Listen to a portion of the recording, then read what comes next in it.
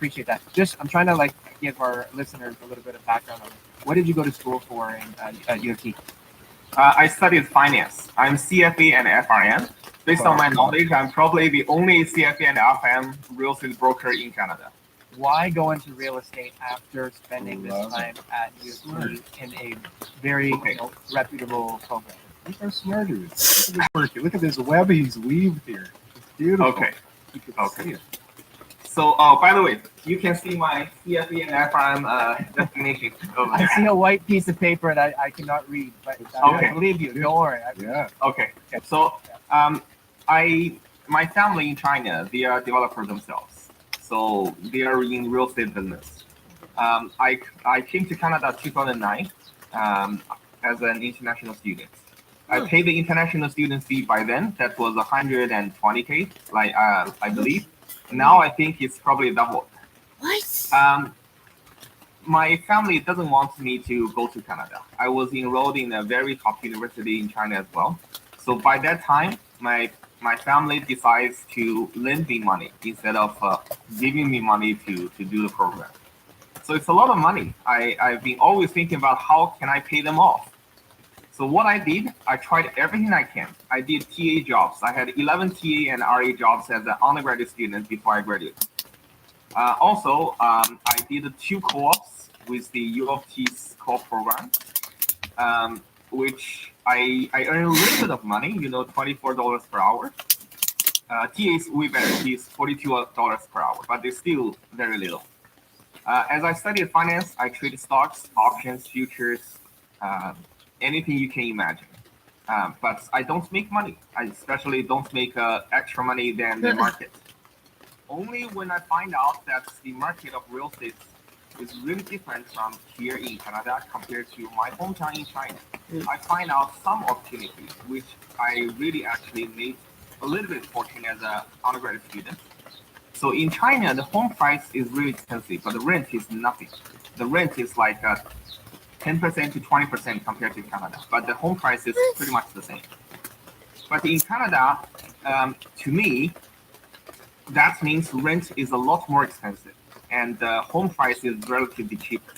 So I borrowed money from my family to buy 2 very, very poor condition homes in Canada when I was in my second year. And I hold on to them. I lease them out as a single room occupancy. I pretty much collected about $10,000 net profit from each property each year. I bought 2 of them. I bought 2 of them for about $95,000 to $100,000 and sold them for about $130,000 when I graduated. And I paid off my. I'll get there soon. Okay. So I pretty much paid off my tuition fee before I graduated.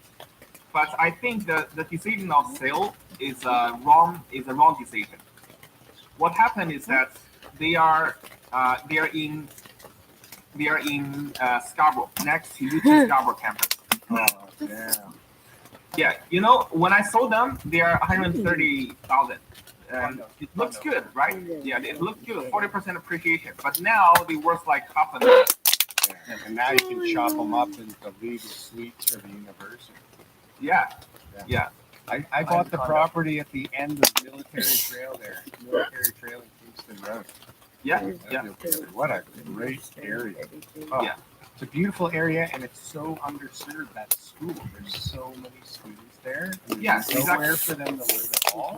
And then there's just a sea of like bungalows and old houses that are like easy to chop up with a garden suite. Now you can do it legally. I guess before, can you do rooming houses over there? I think I didn't know that, but I suppose now to do single room occupancy, it should be 3 person only in 1 unit. So right now, they're in that area, you can't do rooming houses, but March 2024, the policy's been changed. So March 2024, Scarborough can have legal rooming houses. Yeah. So in that area, you can do up to 6 rooms per house. So they're trying to.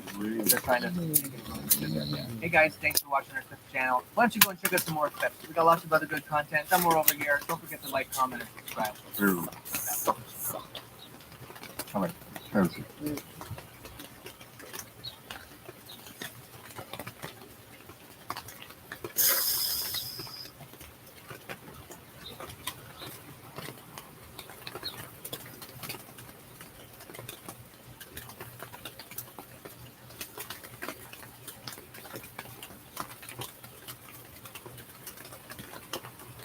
Yeah.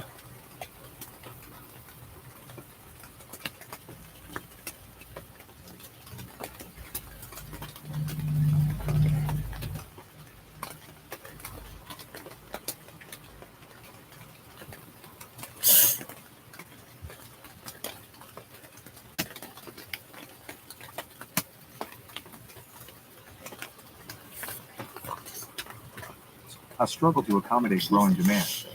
In a world on the brink of transformation, Canada, once hailed as a beacon of opportunity and a haven for immigrants, finds itself at a crossroads with its breathtaking beauty, unparalleled diversity, and promise of a better tomorrow.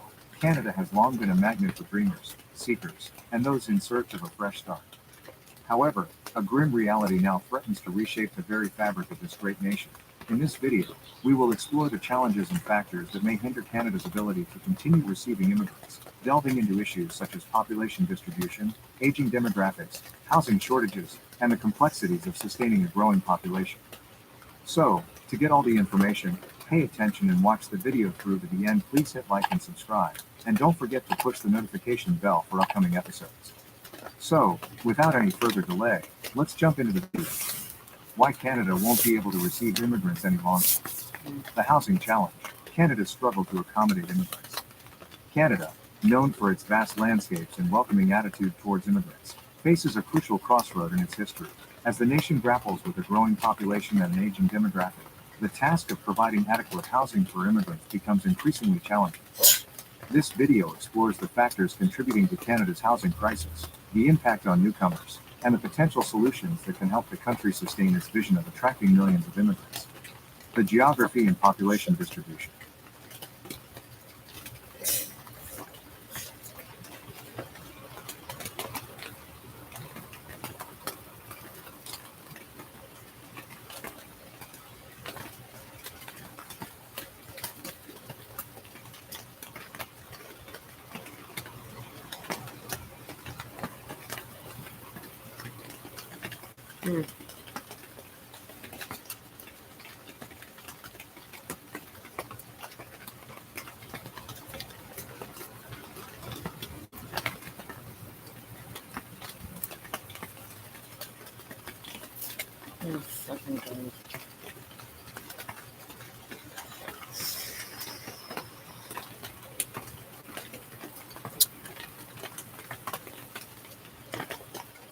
This is everything. This is an industry that should not exist. We're seeing, but the NSO Group is only one company of many. We trusted the government not to screw us, but they did. We trusted the tech companies not to take advantage of us, but they did. That is going to happen again because that is the nature of power. In today's video, let's talk about Edward Snowden's horrifying revelations about the Pegasus spyware and why he says that the commercial spyware industry should not even exist. So let's get started. Edward Snowden, the former NSA contractor and whistleblower, was disturbed by how powerful the Pegasus software was. What the Pegasus project has revealed is a sector where the only product are infections. He felt that the spyware, which was developed by the Israeli company NSO Group, was horrifying, and that the global spyware industry that produces such software should not even exist. In a recent tweet, Snowden stated, "If we don't do anything to stop the sale of this technology, it's not just going to be 50,000 targets. It's going to be 50 million targets. And it's going to happen much more quickly than any of us expect." If you don't do it to stop the sale of this technology, it's not just going to be 50,000. 50 million. Much more. Anyways, the way we do it is to get trained. Snowden feels that Pegasus is one of the most sophisticated and dangerous pieces of malware ever created. They don't, they're not security products. They're not providing any kind of protection. It can be used to turn a smartphone into a listening device, and it has been used to target journalists, human rights activists, and political opponents. They don't make vaccines. The only thing they sell is the virus. It doesn't know who you are. It doesn't know what you are. Your position isn't being protected. Your minister, prime minister, guess what? You're Supreme Court justice. Well, software like Pegasus can be used to silence dissenters and even undermine democracy through mass surveillance. Private enterprises, including the NSO group, were creating modern weapons and were selling them to all kinds of governments around the world without any care as to the consequence. And I think saying that they only sell this to government doesn't make that better when you look at the parties. In over 50 countries, Pegasus has been used by the people in power to target journalists, human rights activists, and political opponents. It is now associated with state surveillance. Edward Snowden has been talking about the dangers of state surveillance for years now. He believes that there are many tools that can track your every move, but only a few powerful countries have developed such technology. This is certainly one of them. And these are major institutions. This is being recognized, and we have never seen it done. So, it was out of reach for many countries.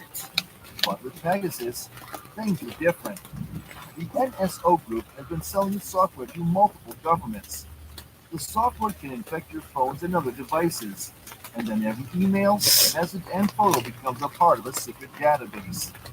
Pegasus allows for data to be collected in real time, and it doesn't leave any visible sign of intrusion. So every keystroke is recorded, and your camera and microphone broadcast information even when your phone is switched off. I think it's actually worse. When I said they're spying in your pocket, it's the potential, it's the capability, it's the fact that these things are talking to the mobile phone network and tracking your location, Facebook spying on you. Edward Snowden saw that Mexico was one of the world's largest users of Pegasus. The government had used it in its attempts to infiltrate the drug trade. Between 2005 and 2015, drug traffickers used BlackBerry phones to communicate.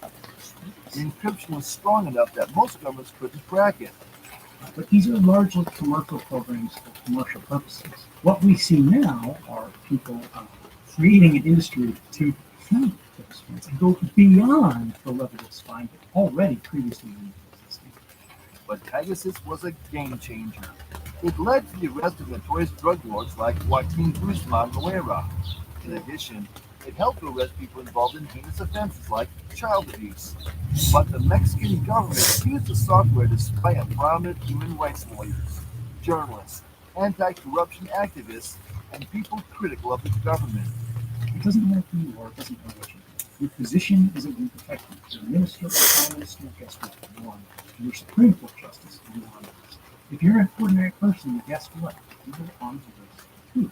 According to media sources, the Mexican military was the first customer to use Pegasus. The secretive negotiations for the spyware took place at a shady nightclub in the heart of Mexico City. All the patrons were ordered to leave the cabaret, and then the clandestine negotiations started over shots of tequila and semi-clothed women dancing in the background. And that is why Snowden is concerned about mass surveillance and wants the surveillance industry to be tightly regulated. The solution here, for one, is to work collectively. This is not a problem that we want to try and solve individually, because it's a huge versus a $1 billion company. You can't argue that spyware can be used for good purposes, like destroying the drug trade. But the issue is that its potential for abuse is unlimited and the consequences could be drastic. Just like what happened to Saudi Arabian journalist Jamal Khashoggi. Edward Snowden saw firsthand how Pegasus could be used for nefarious purposes by some governments. Snowden and Jamal Khashoggi had collaborated on several projects. Really? One of his projects was a short film on human rights, and the other was an initiative to create an online community for democracy in Saudi Arabia.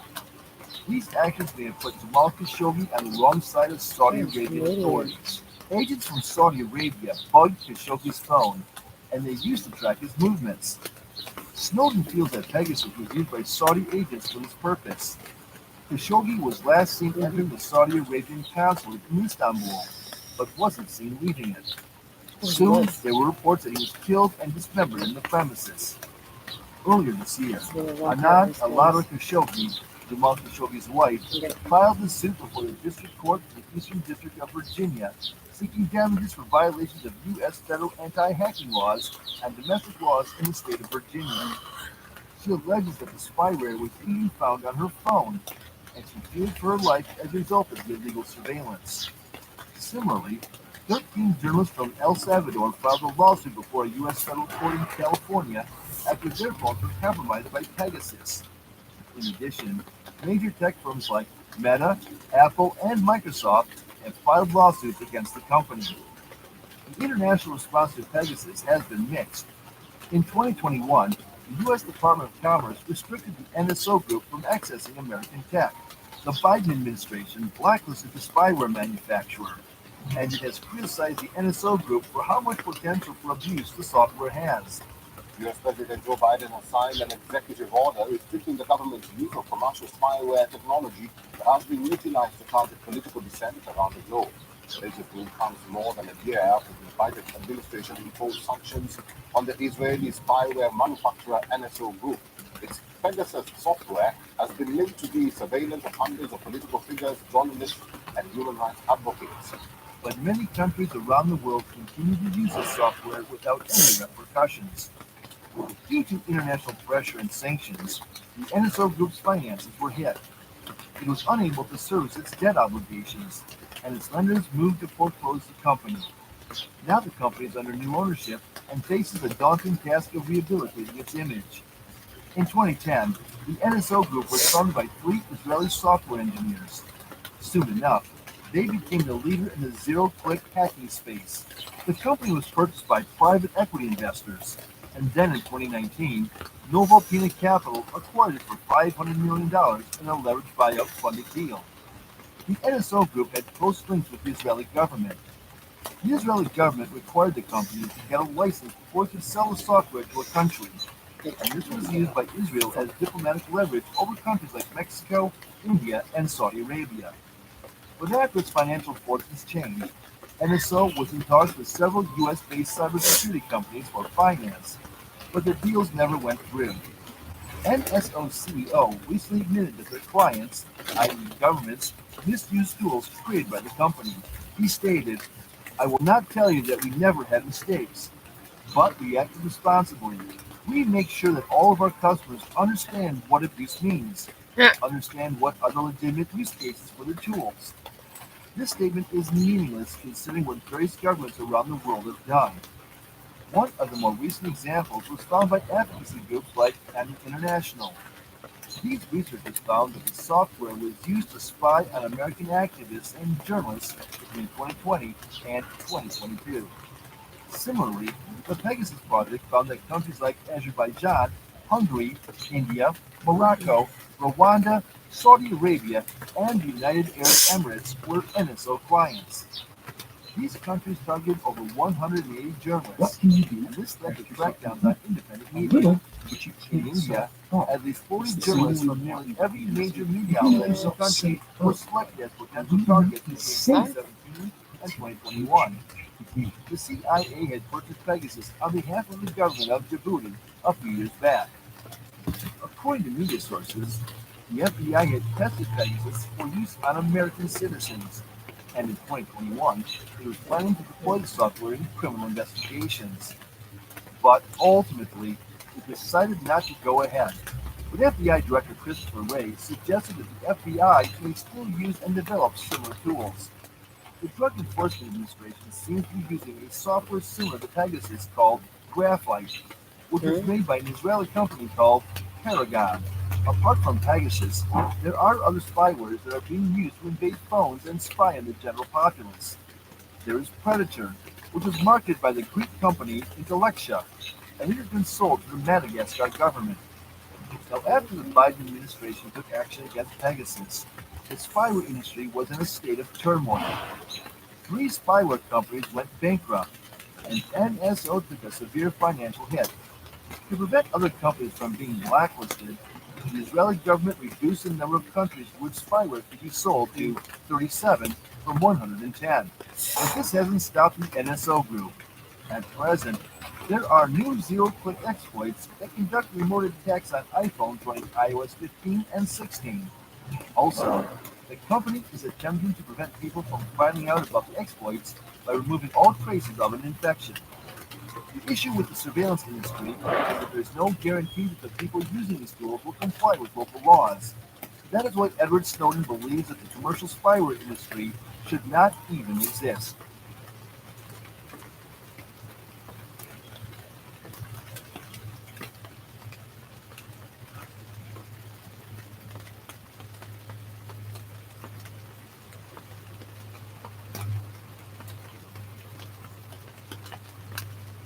Wow.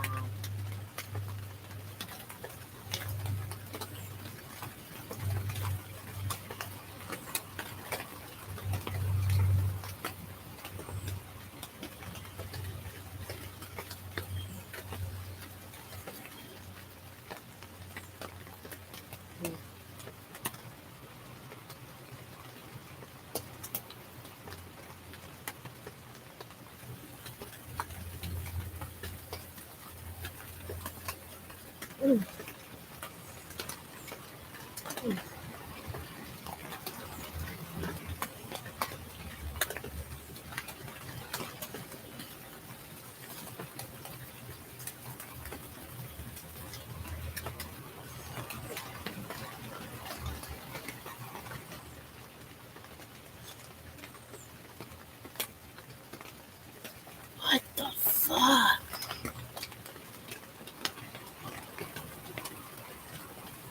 Some people said I was blind, but as you can see, the eyes are working. Eyes are working just fine. Said I was paralyzed. I'm not paralyzed, but I did go through. I went to hell and back, and my road to recovery had some potholes as well. But I'm coming back, and I'm able to work. So I want to thank the people that let me work. And I just want to say that I love everybody, and I love all of the love that I got. And man, I know they talk about people crying on videos. You can do take two, but I'm not gonna do a take two. It is what it is. And if you see me out from now on, and every once in a while, I just burst into tears because it's been tough, man. I was sick, man. Some people said I was blind, but as you can see, I did not interview men for the first 4 years of my study. And it wasn't until a man looked at me one day after a book signing and said, "I love what you have to say about shame. I'm curious why you didn't mention men." And I said, "I don't study men." And he said, "That's convenient." And I said, "Why?" And he said, "Because you say to reach out, tell our story, be vulnerable. But you see those books you just signed for my wife and my 3 daughters?" I said, "Yeah. They'd rather me die on top of my white horse than watch me fall down." When we reach out and be vulnerable, we get the shit beat out of us. And don't tell me it's from the guys and the coaches and the dads. Because the women in my life are harder on me than anyone else. I did not interview men for the first 4 years of my study. Imagine a universe filled with an infinite number of immortal people living in bliss. They love it. It is awesome. But each day, one of them is removed and sent away to a separate universe of suffering forever. Now imagine a different universe filled with an infinite number of immortal people who live in suffering, in constant agony. It's all they know. But each day, one of them is removed and sent to live in bliss forever. Now, in that first universe, no matter how many days have passed, no matter how many people have been sent to eternal pain, there will always be more people who are happy than sad, because their initial population was infinite. It's unending. However, each and every one of them knows that their day will come, that it will all come to an end in a finite amount of time. For some, it might be googles of years, but it's not going to last forever. But the eternal pain they're sent to will. Now, conversely, in the other universe, there will always be more people suffering, but they will each know that within a finite amount of time, they will escape. Which universe is better? Imagine a universe filled with an infinite number of... Something that bothered you about Tom Cruise. Firstly, he's a glorious man and he's very kind and sweet. That's what you say if you want to continue to work in the film industry. I was thinking he's a member of that a religion called Scientology. I thought, oh, I'm interested in that. So every so often I'd say things like, I wish I had a way of thinking more positively about the future. That man has no interest in getting me in Scientology at all. Wait, so you're hurt that he didn't recruit you for Scientology? If there's a cult that don't want me, I want to know why. Something that bothered you about Tom. This started off as a ceremony until it turned into a jaw-breaking moment. Everyone was getting rewarded with a certificate and taking pictures with the mayor and council members. Once everyone walked away, the city commissioner calls one of the officers back. I would like to make a comment. Joshua Gallardo, you come down for a second. You probably don't remember me, but you're the police officer who falsely arrested me 4 years ago. You lied on the police report. What? I believe you're a rogue police officer. You're a bad police officer, and you don't deserve to be here. Oh, wow. This started off as a ceremony until it turned into a jaw-breaking moment. Everyone was getting rewarded with a certificate and taking pictures with the mayor and council members. Once everyone walked away, the city commissioner calls one of the officers back. I would like to make a comment. Joshua Gallardo, you come down for a second. You probably don't remember me, but you're the police officer who falsely arrested me 4 years ago. You lied on the police report. I believe you're a rogue police officer. You're a bad police officer, and you don't deserve to be here. This started off as a ceremony until it turned into a jaw-breaking moment. Everyone. Yes, I don't think most people will understand what I'm trying to say anyway, but I will. The way quantum entanglement works is that you can take two particles. First of all, there's a printer in this town of Los Gatos that makes these pads for me. Pads of $2 bills. Are they This is real? how this is how these are freshly printed. They're not real, are they? Well, hold on. He gets the supplies from a higher quality printer, and they meet the specs of the U.S. government. And these bills, and because they meet the specs of the U.S. government, I've looked it up. They are legal tender. I've been spending for like 30 years, and I don't know if it's the right president. And I don't want to get heat on it. But no, it's great. And I sell a sheet of $4 bills for $5 everywhere I go. I sell lots of them, and because they'll cost me $8 for a sheet. And they're legal. The Secret Service has approved them. I've got the police called on me enough time. The Secret Service approved these bills 3 times. 2 of the times they actually saw the bills. I don't know why it's only 2 of them. And 1 time they read me my Miranda rights. First of all, there's a printer in this town of Los Gatos that make.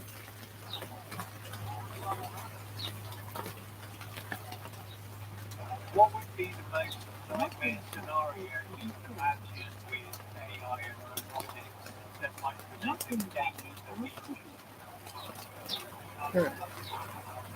Oh my The god. most nightmare scenario I can imagine with AI and robotics is a world where robots have become so powerful that they are able to control or manipulate humans without their knowledge. This could lead to an oppressive society where the rights of individuals are no longer respected. Okay.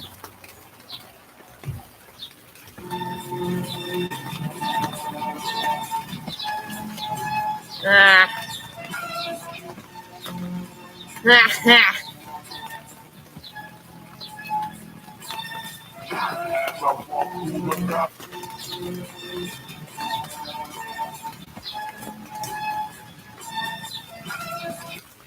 How does one know that someone with the total physical appearance of a man, how can one know that that person really is a woman? What is the purpose of knowing another person's sexual See, there you are. This is what happens whenever you ask a transgender activist to explain even the basic premise of belief, is that immediately say, well, who cares? Why are you so obsessed with it?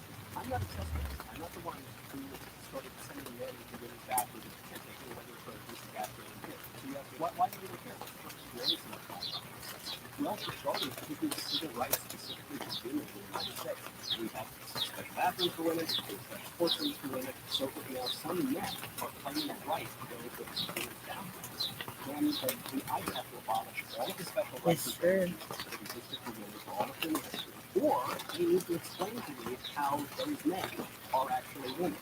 How does one know that someone with the total I'm 38. I feel like I've got through my early 30s without, almost luckily. I look at what my friends have to deal with, their children. I almost feel a little bit blessed. Please take that. Well, I would say that it starts to get pretty lonesome in life after 45 if you don't have a family. And like you have a very high quality career too, something that marks you out from more typical people. And perhaps that's worth more of a sacrifice. Up to you to live till you're 90.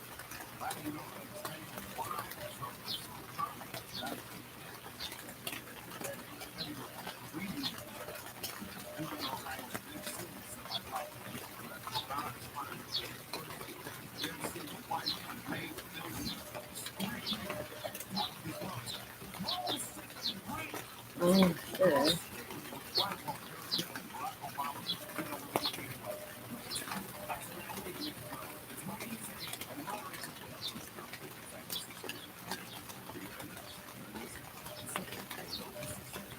That was sick. Yeah.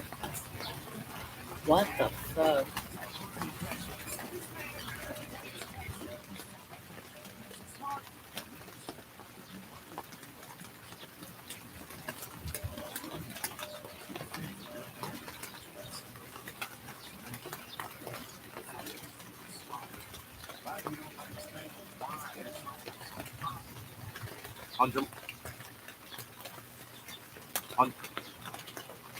On July 26, 1764.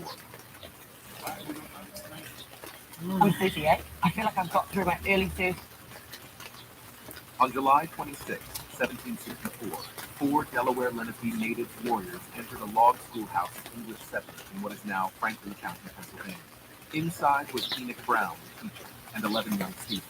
Brown pleaded with the warriors to spare the children before being shot and scalped. The warriors then began to tomahawk and scalp the children, killing 10 of them. A day earlier, the warriors also encountered a pregnant woman, Susan King Cunningham, on the road. She was beaten to death, scalped, and her baby was cut out of her body and placed next to her. Incidents such as these prompted the Pennsylvania Assembly to reintroduce the scalp bounties previously offered during the French and Indian War, which paid money for every American Indian killed above the age of 10, including women. When the warriors returned to their village on the Muskingum River in the Ohio country and showed the scalps they had taken, they were rebuked as cowards by an old Delaware chief. Enoch Brown and the school children were buried in a common grave.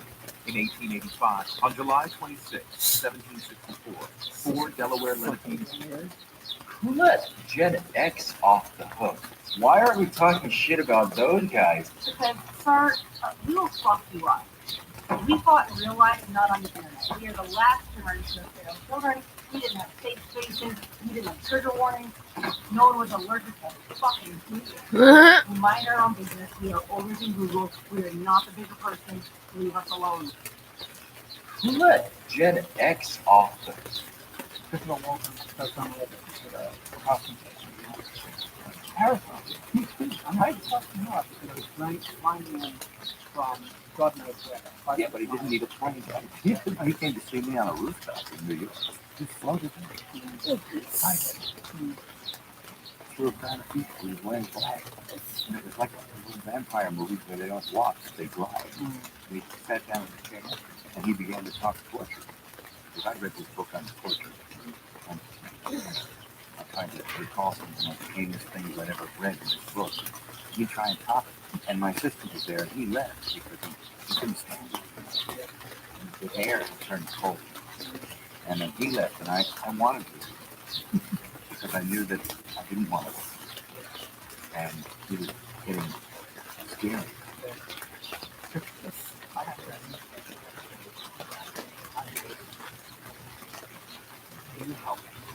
What's your problem? The class goes dead silent. It's not going to be about business. And he said, today, my fiance came to me and said that I have to make a decision between our relationship and the future. This guy, in his dorm room in undergrad engineering, built an online cloud-based compliance tool for hedge funds with under 250 million to help them reduce their cost of subscription service. The guy had a run rate of $5 million. He hadn't even graduated yet. And then he said, but I have no time. What's his? What is a 36-year-old man doing scary about it. Okay, when you say boys, it's not just boys. I never invited boys to come down. That's a ridiculous question. But since you want to hear, the answer, I'll be happy to answer it. I've never invited anyone into my bed ever. Children love me, I love them. They follow me, they want to be with me. Nobody wonders if people hurt them. But are they over? Are you going to watch out for them? Watch out for what? For the sake of the children and for no, because it's all moral and it's all pure. I don't even think that. It's not what's in my heart. So you'll do it again. Ever. Do what again? I mean, you'll have a child. Of course. They want it. It's on the level of purity and love and just innocence. If you're talking about sex, then that's enough. That's not me. Go to the guy down the street because it's not my disaster. What is a 36-year-old man doing? So how do you want the company to work?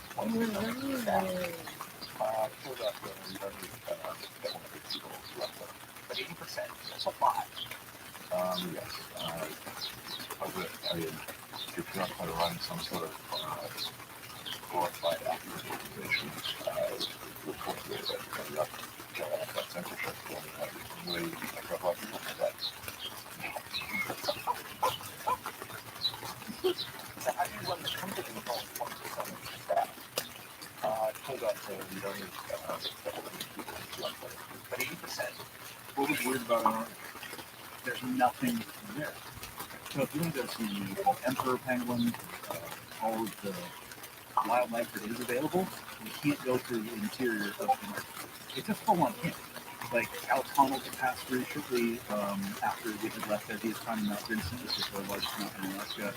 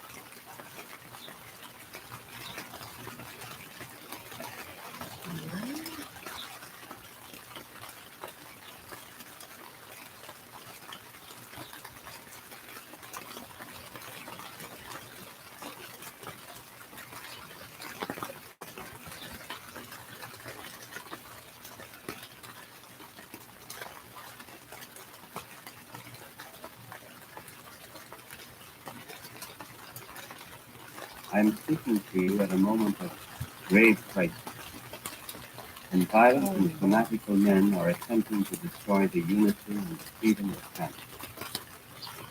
One aspect of that crisis is the threat which has been made on the lives of two innocent men.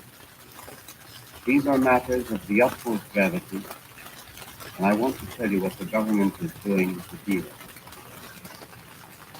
What has taken place in Montreal in the past 2 weeks is not unprecedented. It has happened elsewhere in the world on several recent occasions. It could happen elsewhere within Canada. But Canadians have always assumed that it could not happen here, and as a result we are doubly shocked that it happened. Our assumption may have been naive, but it was understandable. Understandable because democracy flourishes in Canada. Understandable because individual liberty is cherished. Notwithstanding these conditions, partly because of them, it has now been demonstrated to us by a few misguided persons just how fragile a democratic society can be, that democracy is not prepared to defend itself, and just how vulnerable to blackmail are tolerant and passionate people. Because the kidnappings and the blackmail are most familiar to you, I shall deal with them first. The government of Canada and of Quebec have been told by groups of self-styled revolutionaries that they intend to murder in cold blood two innocent men unless their demands are met. The kidnappers claim they act as they do in order to draw attention to instances of social injustice. But I asked them, whose attention are they seeking to attack? The government of Canada? The government of Quebec? Every government in this country is well aware of the existence of deep and important social problems. And every government, to the limit of its resources and abilities, is deeply committed to their solution. It's not like kidnapping and bombing. I hardly. And if any doubt exists about the good faith or the ability of any government, there are opposition parties ready and willing to be given an opportunity to govern. In short, there is available in Canada everywhere an effective mechanism to change government by peaceful means. It has been employed by disenchanted voters again and again. Who are the kidnappers? To the victims' families, they are husbands and fathers. To the kidnappers, their identity is immaterial. The kidnappers' purposes would be served equally well by having in their grip you or me or perhaps some child. Their purpose is to exploit the normal human feelings of Canadians and to bend those feelings of sympathy into instruments for their own violent and revolutionary ends. What are the kidnappers demanding in return for the lives of these men? Several. For one, they want their grievances aired by force in public, on the assumption, no doubt, that all right-thinking persons will be persuaded that the problems of the world can be solved by shouting slogans and insults. They want more. They want the police to offer up as a sacrificial lamb a person whom they assume assisted in the lawful arrest and proper conviction of certain of their criminal crimes. They also want money, rent. They want still more. They demand the release from prison of 17 criminals and the dropping of charges against 6 other men, all of whom they refer to as political prisoners. Who are these men who are held out as Latter-day patriots and martyrs, as he described them?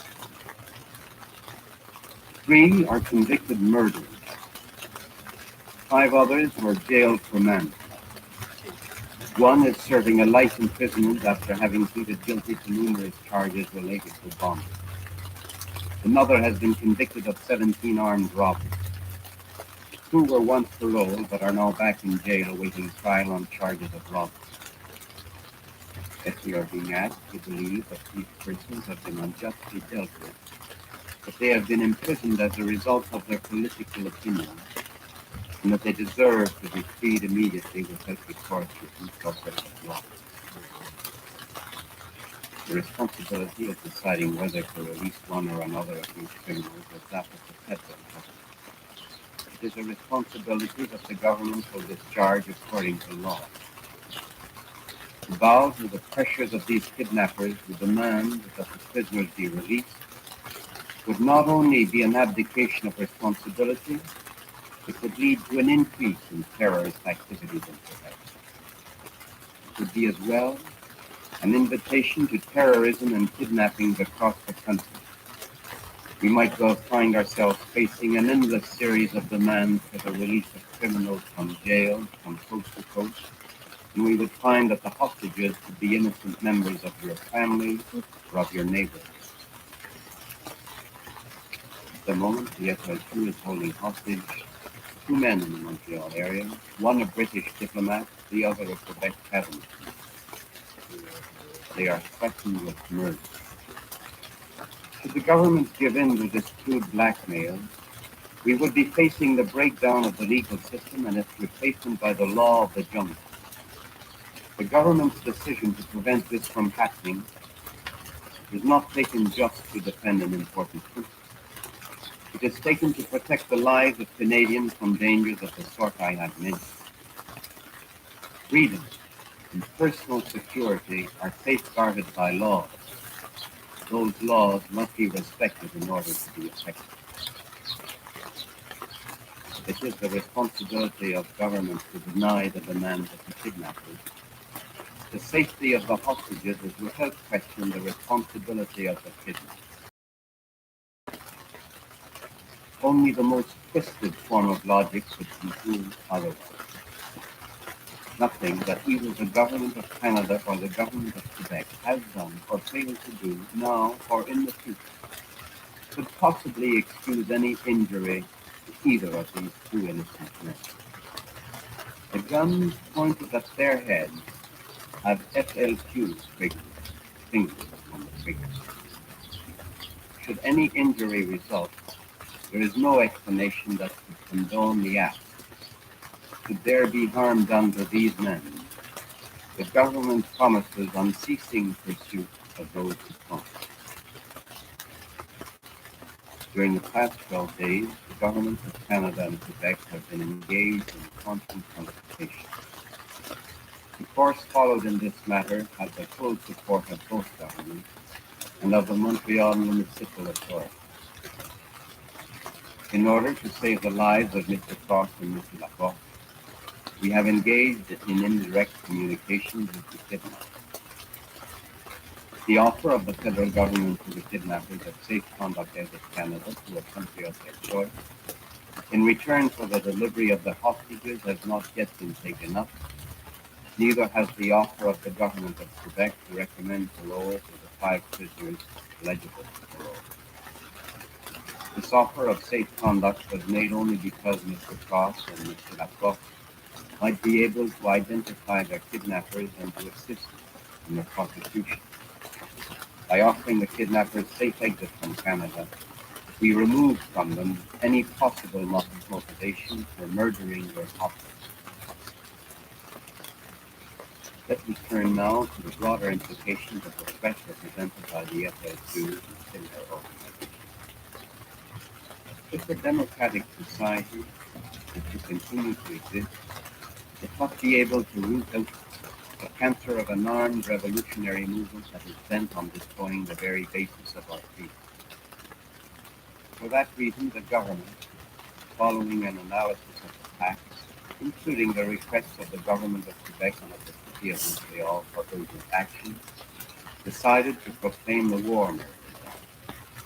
It did so at 4 a.m. this morning in order to permit the full weight of government to be brought quickly to bear on all those persons advocating or practicing violence as a means of achieving political ends. The War Measures Act gives sweeping powers to the government. It also suspends the operation of the Canadian Bill of Rights.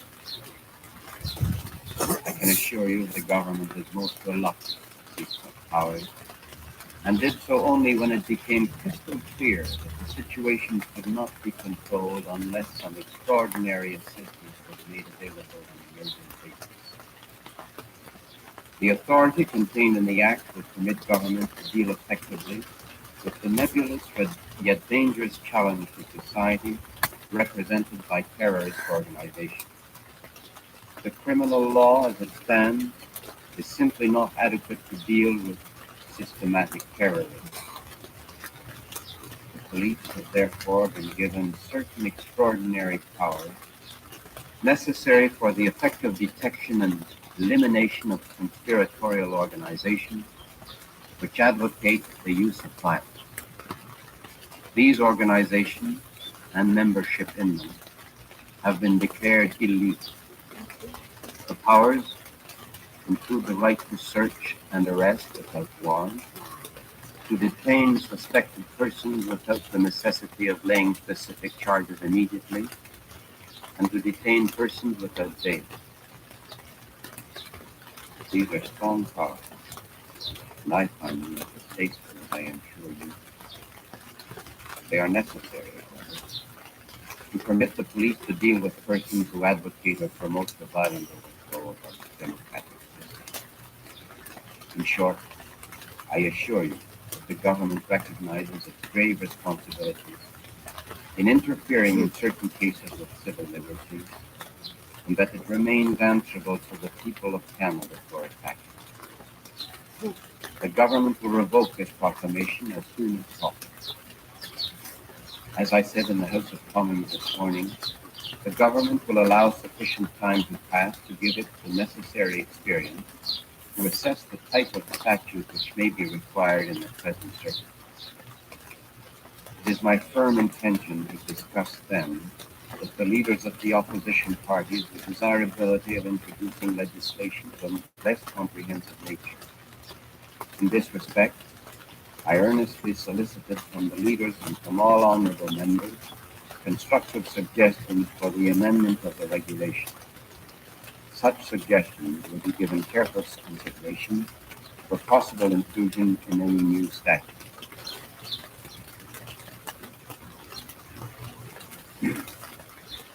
I recognize, as I hope to others, that this extreme position into which government has been forced is in some respects trapped. The well-known technique of revolutionary groups who attempt to destroy society by endowment. I recognize, as I hope to others, that this extreme position into which government has been forced is in some respects trapped. The well-known technique of revolutionary groups who attempt to destroy society by unjustified violence to goad the authorities into inflexible attitude. The revolutionaries then employ this evidence of alleged authoritarianism as justification for the need to use violence in their renewed attacks on the social structure. I appeal to all Canadians not to become so obsessed by what the government has done today in response to terror that they forget the opening play in its vicious game. That play was taken by the revolution. They chose to use bombing, murder, threat posed by the FLQ terrorists and their supporters is out of all proportion to their numbers. This follows from the fact that they act stealthily and because they are known to have in their possession a considerable amount of guns.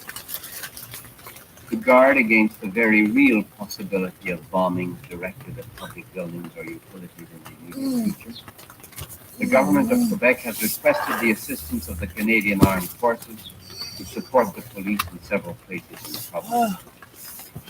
These forces took up their position yesterday.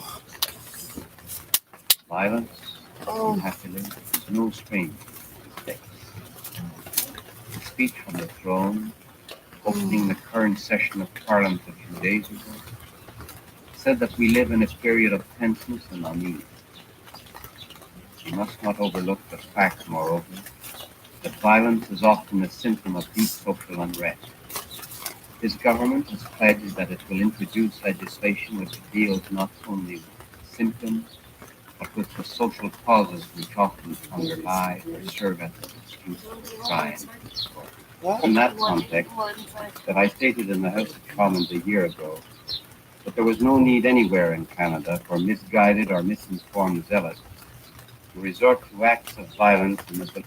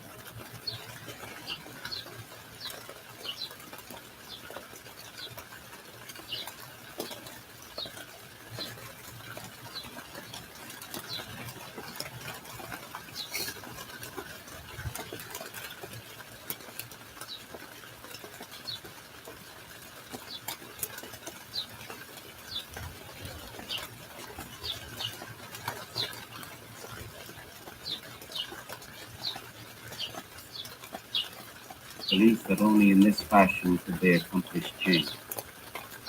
There may be some places in the world where the law is so inflexible and so insensitive as to prompt such belief, but Canada is not. I said then, and I repeat now, that those who would defy the law and ignore the opportunities available to them to right their wrongs and satisfy their claims will receive no hearing in this government. We shall ensure that the laws passed by Parliament are worthy of respect. We shall also ensure that those laws are respected. We have seen in many parts of Canada all too much evidence of violence in the name of revolution in the past 12 months. We are now able to see some of the consequences of violence. Persons who invoke violence are raising deliberately the level of hate. They do so at a time when the country must eliminate hate and must exhibit tolerance and compassion in order to create the kind of society which we all desire. That those who disrespect legal processes create a danger that law-abiding elements of the community, out of anger and out of fear, will harden their attitudes and refuse to accommodate any change or remedy any shortcomings. They refuse because fear deprives persons of their normal sense of compassion and their normal sense of justice. This government is not acting out of fear. It is acting to prevent fear from spreading. It is acting to maintain the rule of law without which freedom is impossible. It is acting to make clear to kidnappers, revolutionaries, and assassins that in this country laws are made and changed by the elected representatives of all Canadians, not by a handful of self-selected dictators. Those who would gain power through terror rule through terror. The government is acting, therefore, to protect your life and your liberty. The government is acting as well to ensure the safe return of Mr. James Cross and Mr. Pierre Laporte. For millions of Canadians, when I say to their courageous wives and families how much we sympathize with them for the nightmares which they've been subjected to, and how much we all hope and pray that this soon will be. Canada remains one of the most wholesome and humane lands. If we stand firm, this current situation will soon pass. We will be able to say proudly, as we have for decades, that within Canada there is ample room for opposition and dissent, but none for intimidation and terror. There are very few times in the history of any country when all persons must take a stand with critical issues. This is one time. This is one.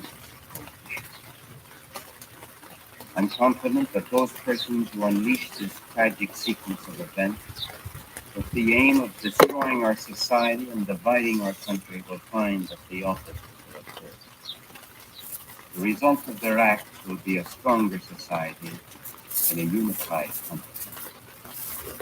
Those who would have divided us will have united. I sense the unease that grips many Canadians today.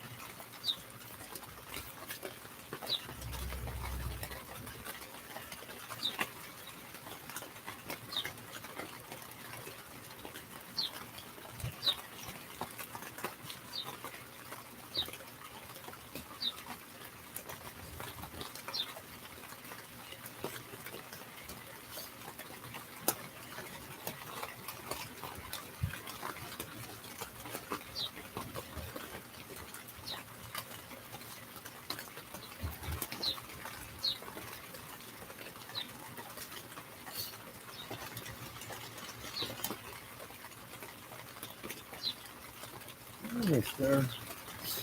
Come on.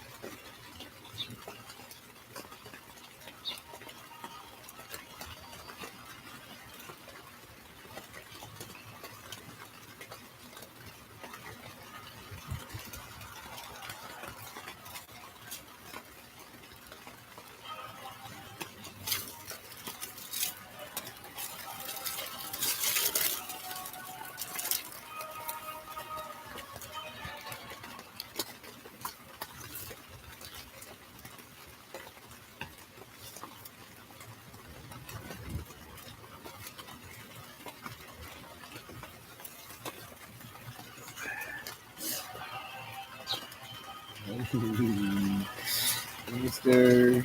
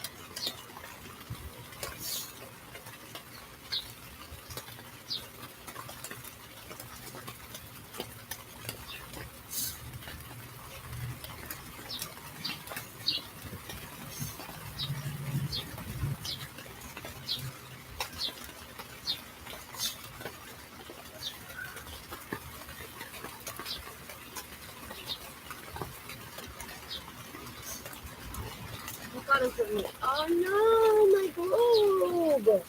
Your what? My globe is falling apart. Your globe? So sad.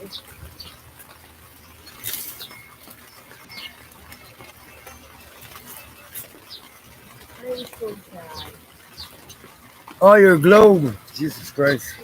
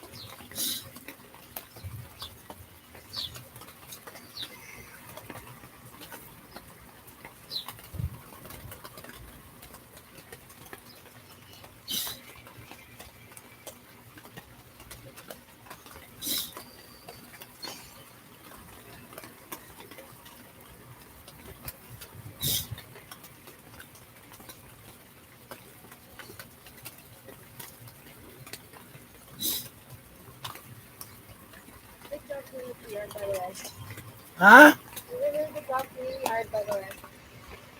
I can't hear you, baby. Oh, thank you. Why did you put your plant in the other plant? But I did. Well, why would you do that? But because they're fucking. Yeah, but you don't need to do that. Yeah, but they're fucking. At the bottom. They're not. You can't remove it. It's just because yesterday was windy, and I just wanted the pollen to be on the other side to pollinize it. Sure. What?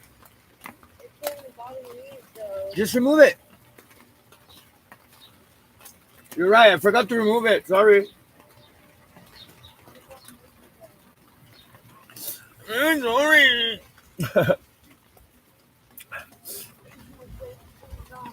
Huh?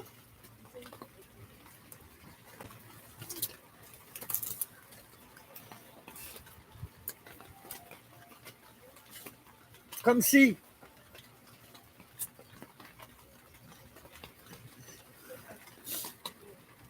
You have a roadkill on the side of the bed.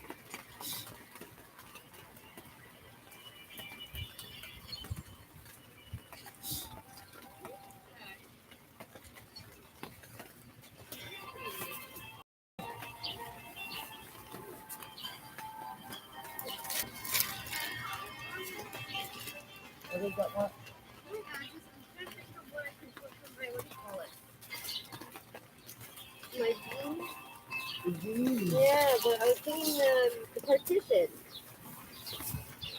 Partition. The one that's on top of the tire? Oh, yeah. Because no way you can Yeah, do they that. would actually grab onto that thing. Exactly. Yeah. I knew. I said, ha. And you It's like, even the materials, if it goes inside, the material has to be changed either way. But the material is cotton. So, cotton. So it'll stick to it. Cotton. It should grow up it, actually. Because that's why I'm surprised it must be like a one from Stokes. I know they sell them at some dollar stores sometimes. Do you not have a roll paper towel? A what? Roll paper towel? No? No.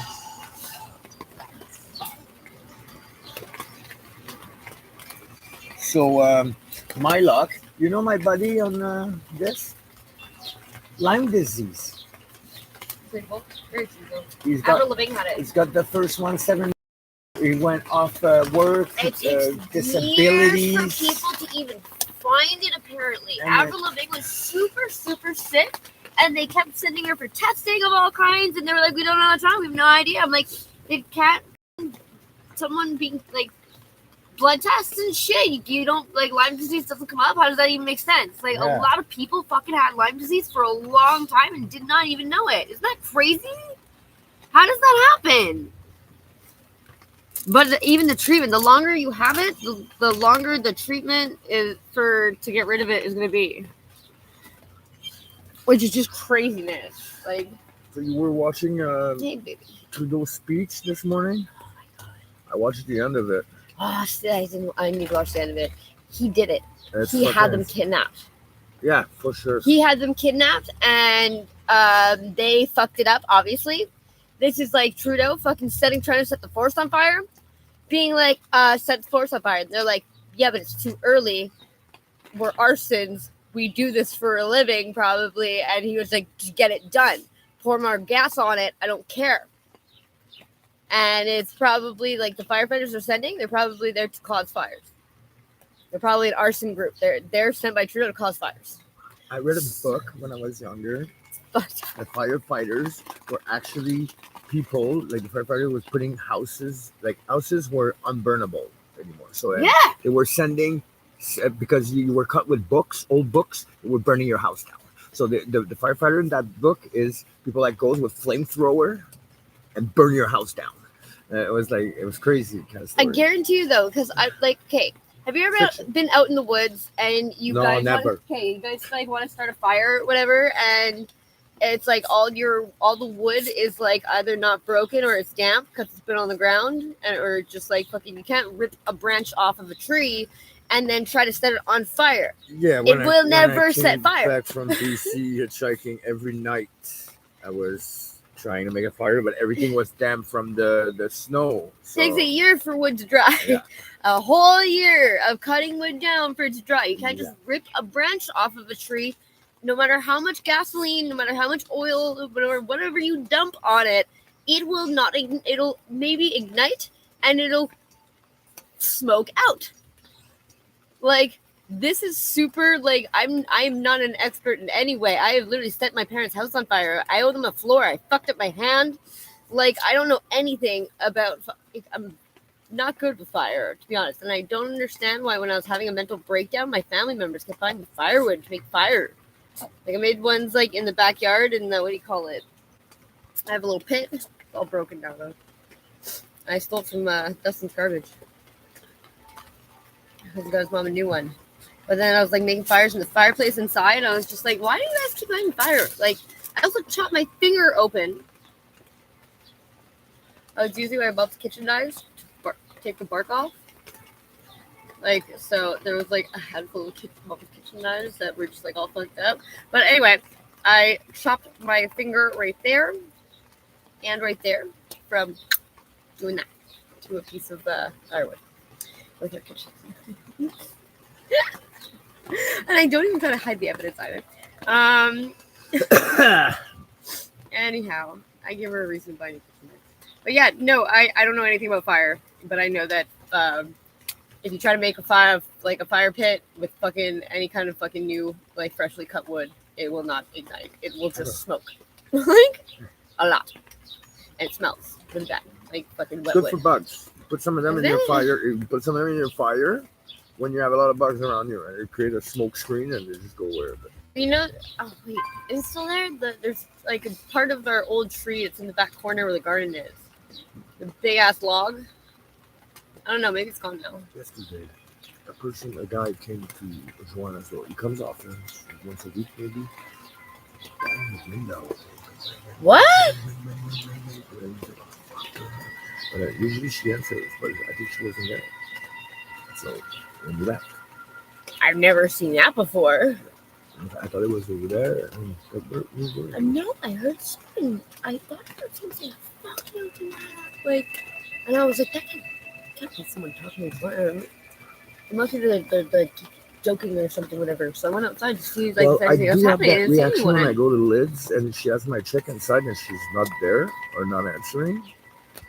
I thought, fuck it, fuck you. And, you know, I'm coming down from further and you're not there. And then you got my thing that's supposed to be the mail. You got it inside. Yeah, but that neighborhood is like St. Henry, and like the people next door are a bunch of like super Mexican immigrants that like literally work like the fields and shit. Oh, you work me? And then like a lot of the other apartments are vacant. I noticed. Like the people across the street, they're young people that are our age and they're doing renovations, but it's most of them standing around on the phone. Oh, that's why Natalia. Yeah. She was like, oh, I'm not doing okay, and that, but she was happy because she saw me. Yeah. And the truck died. Tammy, Pam, Brad, they all gave each other a little, you know. And she's like, I'm not doing well. They didn't told me. I didn't know, and I'm. Why are you telling me? I'm like, I don't want to know. I'm like, I'm not part of your little sex group, guys. Ew. I never was, so I don't want to know. But it's like kind of gross. Like I hope everybody got checked. Oh God, guys, like. Are we happy together? And sometimes they're Tell me, fucking dude. irreversible. You Yeah. have it for fucking life. Like, look at Mike. Every once in a while, Mike has to go for fucking regular injections. Because if it's he's getting rid of it. It never goes away. No, never really. And like, it depends on how good or bad your immune system is. So, like, it depends on how much you take care of yourself. Like, if you're not taking care of yourself and not being like eating every day and sleeping every day, taking regular showers and shit, like, you're gonna get sick more. Like, especially if you're smoking a lot, like fucking, like you're gonna get sick more, and your body isn't able to fight off those illnesses that usually you can get over in a day or two. Like right now, my throat is so swollen, and it's fucking from being in the fucking hospital. It happens every time I have to go to a hospital. That's why I like doing the walk-in clinic thing, especially when they got the appointments where they call you 15 minutes before. It was super fucking good because like it's like stupid to make a bunch of fucking super sick people sit in a very small room in chairs right next to each other when everybody's there super fucking sick with gastro and shit and fucking like Yeah, you're gonna get all the fucking disease. But there's people there that are there for like an injury. Like a work injury. So it was stupid to fucking put them in a room together for 8 fucking hours and not expect people to get sick who weren't sick to begin with. So they started doing that thing where it's you make your appointment, you go there, you make your appointment, they give you like a little thing, like a paper with a number, and you call that number and that makes your appointment. So your Okay. appointment's at like say like 2:15. So you don't encounter anybody like. You can get multiple reminders. Like you can get an hour before, half an hour before, 15 minutes before, 5 minutes before. Like it was really, really, really good, honestly. So you don't have to sit in the fucking clinic for hours on end, and you can just literally show up to your appointment. Like, and if you miss your appointment, you miss your appointment. Like, push it next. It just means the fucking guy gets out of there earlier. Because a lot of the time they've closed the emergency at like fucking 8 o'clock, and people are there till like 11 o'clock at night. Like, it means the doctor's working an entire fucking day. That's retarded. And then he's got huge gaps between appointments. If they don't have those like that system, they'll have appointment gaps. So that's why they started charging people for no shows for appointments. Where's I agree. Fucking charging people if they don't show up to their fucking appointment. But like, if you call like an hour or so before, that I find that's different. Like, my car breaks. There's nothing I can do about that. But like, if you don't bother to even call, like, to say that you're not showing up for your appointment, like, doctors have kind of important jobs, and if you're gonna fucking waste your time, like, I agree with being like, okay, well, if you want to see me again, I'm charging you $40, like, because I kind of have a fucking important job to do.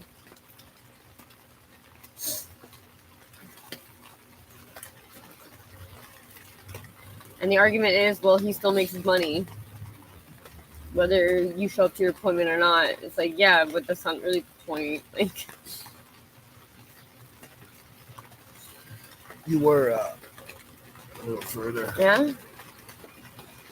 I wonder what the yellow flower is. When I saw that, I was like, "I good thing he doesn't have his blue suit that he usually has." Right? Wouldn't it just be so perfect though? And he absolutely told fucking the FLQ to go kidnap those two people, and they totally for sure fucked it up. But it gave him the right to be like, the police and the RCMP have the right to not obey people's civil rights, meaning they can come into your home. Yeah. They can arrest you for no reason, off of suspicion. And he was like, but it's temporary. And then people were like, what does that mean?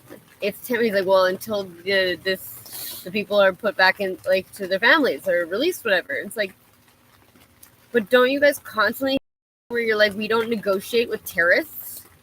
It's like, what does it matter if they're foreign or domestic? Yeah. Like, because he did the same thing that Legault was doing, where Legault refuses to say that there's systematic racism, and it's literally just because he doesn't want to say those words. There's no way you can deny that there is absolutely systematic racism for the Native people. Like, it's the whole reserves. Reserves are systematic. They're systematically meant to keep them less than us. So, and he won't say it just for the sake of not saying it. Trudeau does the same thing, where it's like he will not call them domestic terrorists. They are terrorists. He's like, yeah, but they're our citizens. They're Canadian citizens. Doesn't matter. That's the whole reason why we have terrorism and domestic terrorism. Mister, look at this one. We do not give special privileges to anybody. What happened? He's gave me. Okay. I want to know more. The government will revoke this proclamation as soon as possible. As I said in the House of Commons this morning, if the government will allow sufficient time to pass to give it the necessary experience to assess the type of statute which may be required in the present circumstances. It is my firm intention to discuss then with the leaders of the opposition parties the desirability of introducing legislation of a less comprehensive nature. In this respect, I earnestly solicited from the leaders and from all honourable members constructive suggestions for the amendment of the regulation. Such suggestions will be given careful consideration for possible inclusion in any new statute.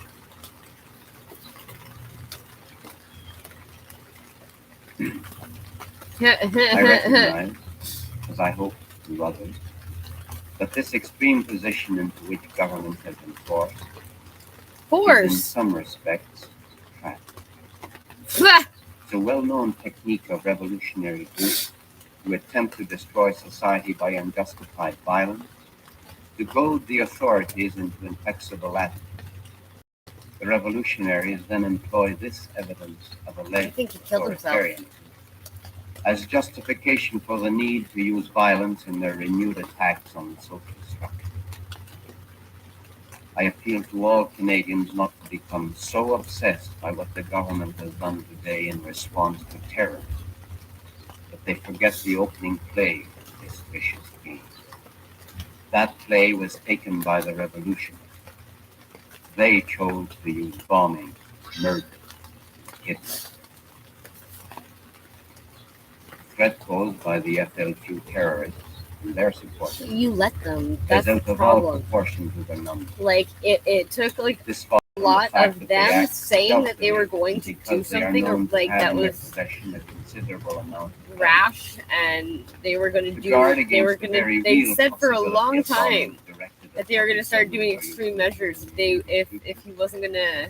The government of Quebec has requested Because the assistance of the Canadian That's why he got Armed Forces elected. to support the police. It was the in several same fucking cases. deal where it's you scratch my back, I'll scratch yours. I'll These get you forces elected, but when I ask for something, you have to fucking dish it out. And you have to Violence fucking give me what I ask for. Once I get you into fucking prime minister. The speech from the throne, opening the So, current Mike, session of Parliament with I got the occasion, shit, by the way. So said I'm that waiting we on live in a Dirk to pick period me of up and go to tension work. and unease. After that, we can meet up. We must not overlook the Pull that fact, up. moreover, I'm going to see Dirk. that violence is often I'm a happy symptom working of Dirk. deep social unrest. Dirk and 7. This Dirk government is has pregnant pledged 7 that months. it will introduce Still fucking haul ass. legislation Why is which everyone deals pregnant? not only with the symptom, Because it's the last but with the generation social of the whole causes that planet. often underlie or serve as an Hi. excuse for crime. Hello. In that Come eat our context, bugs. that I stated in the House of Crime. Okay, check. In that I'm not context, going anywhere. that I stated in the House of Commons a year ago that there was no need anywhere in Canada for misguided or misinformed zealots to resort to acts of violence in the belief that only in this fashion could they accomplish change. There may be some places in the world where the law is so inflexible and so insensitive as to prompt such belief, but Canada is not. Oh, we didn't take him for a laugh. I said then, and I repeat now, that those who would defy the law and ignore the opportunities available to them to right their wrongs and satisfy their claims will receive no hearing from this government. We shall ensure that the laws of Parliament are worthy of respect. We shall also ensure that those laws are respected. We have seen in many parts of Canada all too much evidence of violence in the name of revolution in the past 12 months. We are now able to see some of the consequences of violence. Persons who invoke violence are raising deliberately the level of hate and they do so at a time when the country must eliminate hate and must exhibit tolerance and compassion in order to create the kind of society which we all desire. That those who disrespect legal processes create a danger that law-abiding elements of the community, out of anger and out of fear, will harden their attitudes and refuse to accommodate anything or remedy any shortcomings.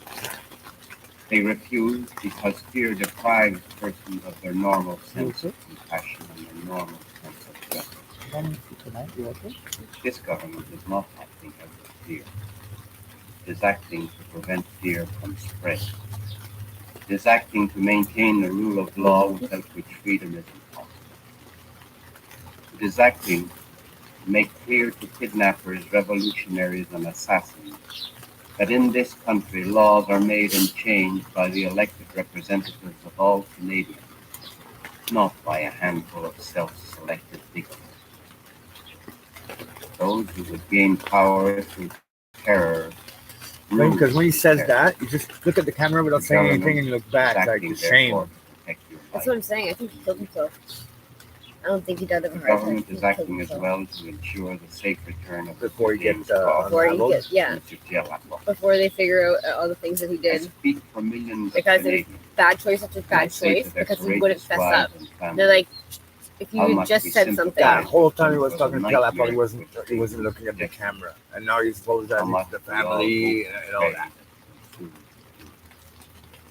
I think after that guy was Canada killed, I remains think that one of the most kind of was a wake up wholesome call. and Is humane that lands if on you had just from the beginning been like, I We fucked stand up, firm. I was wrong, I'm This sorry, current like situation will let's soon like pass. tell me how I We can will fix be this, but able he would to never say do that because proudly, of his as we fucking have ego. for decades, Because Trudeau that could do no within wrong. Canada, there is Like- ample room for opposition and dissent, but none for intimidation and terror. There are very few times in the history of any country when all persons must take a stand to critical issues. This is one of those times. This is one of those issues. You notice I'm that confident that those he doesn't have persons any, who unleash this tragic sequence of events like any with gaps the in aim his of destroying vocabulary. our society and dividing Yeah, our but country even will find that the even Justin Trudeau, when he fucking reads the scripts, he does that. He does it on The purpose. result of their acts will be a stronger society It's so that you in a listen. unified country.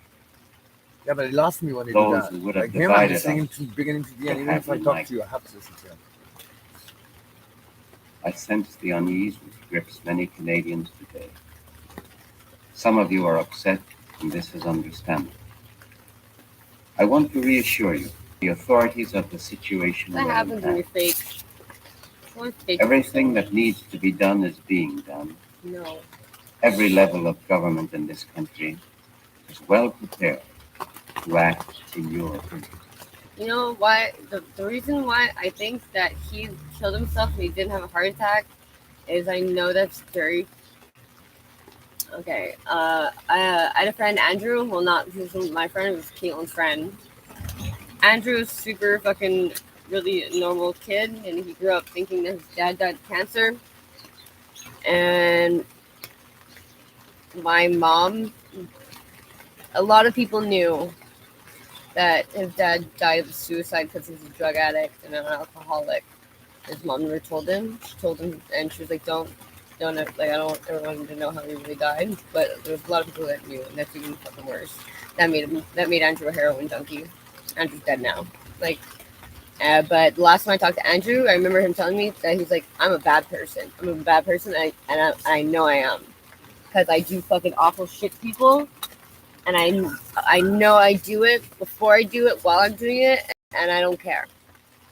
I was like, wow, Andrew. Like, he's like, yeah, well, stay away from me then. Jesus. Yeah. But, like, that's, like, I knew Andrew was going to die. Like, but my mom was the one who accidentally told Andrew one day, when, like, because, like, they were in high school, so, like, sometimes our friends would hang out with our mom, and like we were already drinking and shit. My mom would be like fucking by herself drinking wine, whatever, drinking her glass of wine, and our friends would go and start talking to our mom.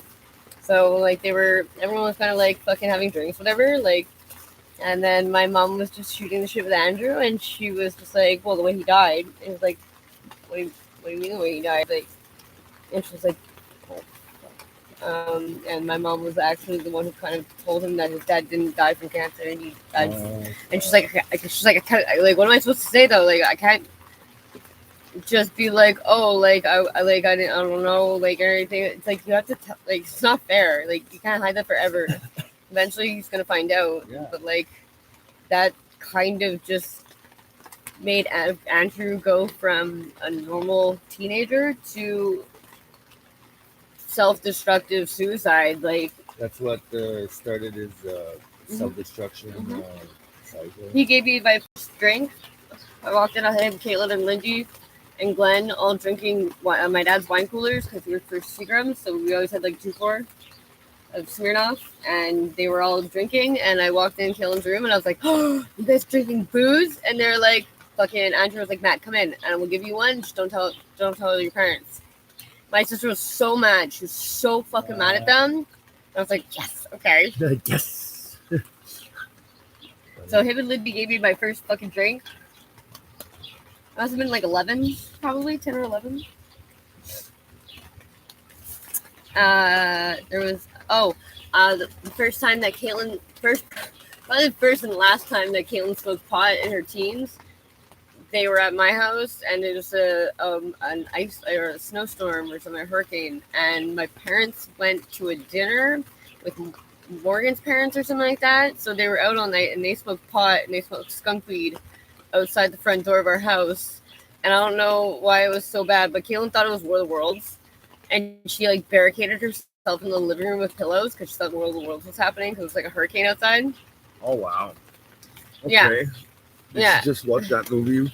Maybe probably like, and but like I've never like heard like, remember weed used to make you a bad trip really bad sometimes, but it was usually like it gives you like, oh, everybody's looking at me and everybody knows that I'm high and I'm not supposed to, but like nobody knows. It's almost like the paranoia would make you bad trip, and it would give you like a different It was kind of making me high. puke my food. That's another one. There was a guy that me, Dom's brother. It's so weird. Me, Dom's brother, and a guy named David Lee that we used to hang out, and like I had a joint, and it was like a 5-piece. It was a regular sized joint, and all three of us smoked it behind the mall, and then we went to McDonald's, and David Lee just like passed out on the table, and then he woke up and literally puked all over himself. Me and Brandon were like on the wall, and Brandon was like, "I'm like, Okay. Jesus," and we're like, "Oh my God!" And he was like, "What happened? Where am I?" We're like, "The fuck happened?" That happened to me in the bus. That's crazy. In the bus, I had to puke from the window. We does it. It's crazy. Like we're usually people who get somewhere to puke. Like Yeah. I can get Very much so. to a private place where there's not people, Or so I like can as puke. far as like- I could was over there. That was the closest I could go. But like if something makes me puke like instantly, and I'm like fucking that to me that's like I something don't that's puke to poison. myself. I don't puke on people. Like, But he puked all over himself, and he was like, "Where am I?" And we're like, "Dude, maybe you should go to the bathroom." And there's like a guy eating like with this fucking kid over like fucking a couple tables down. He's just like staring at us. We're like, "I'm so fucking sorry." Like we were totally rooting like father son supper night. it's not a happy meal anymore. So he goes to the bathroom, he comes back, he's like, "I think I should probably go home." We're like, "Yeah, you should probably go home." He's like, "Because I think I overdosed." And we're like, I like that it rains. There's no bugs. but the whole walk home, me and Brandon were trying to figure out, like, what the fuck just happened? And we're like, you can't overdose on pot. Like, Yeah. on a 5-piece between That's- 3 people? That's an overdose.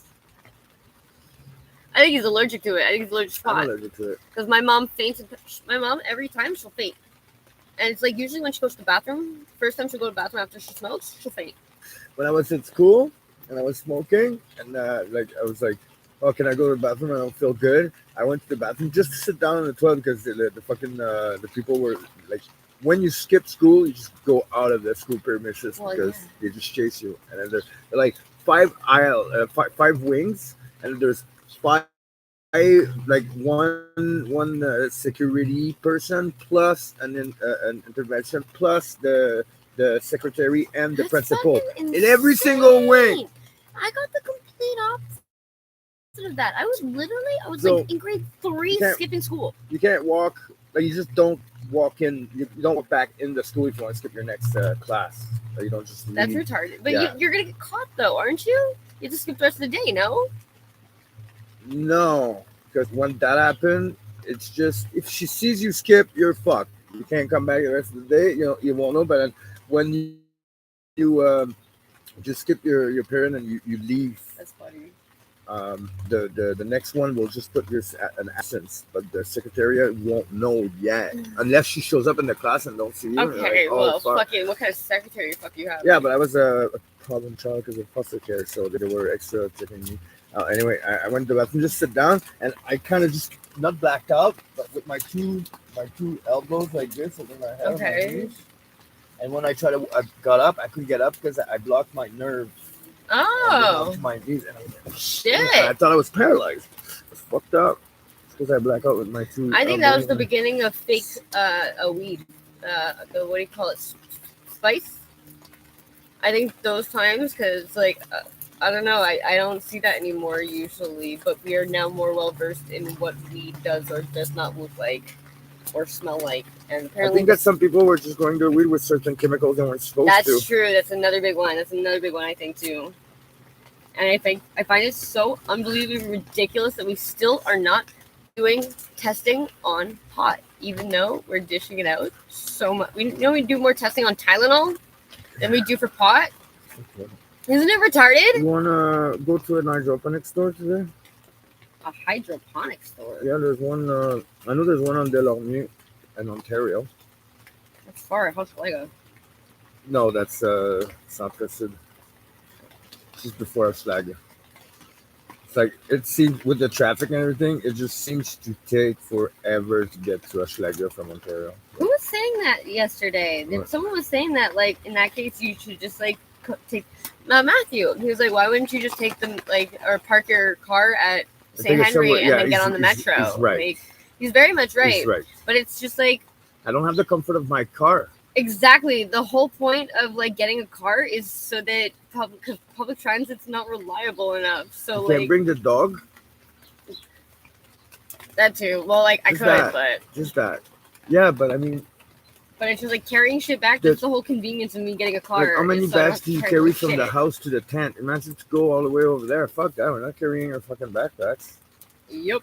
It's like, and when you have something like what you guys are purchasing, or if we go to a hydroponic shop to purchase like things for weed, it's just like you don't want to be walking around with a bunch of fucking like weed and fucking No paraphernalia. shit. That.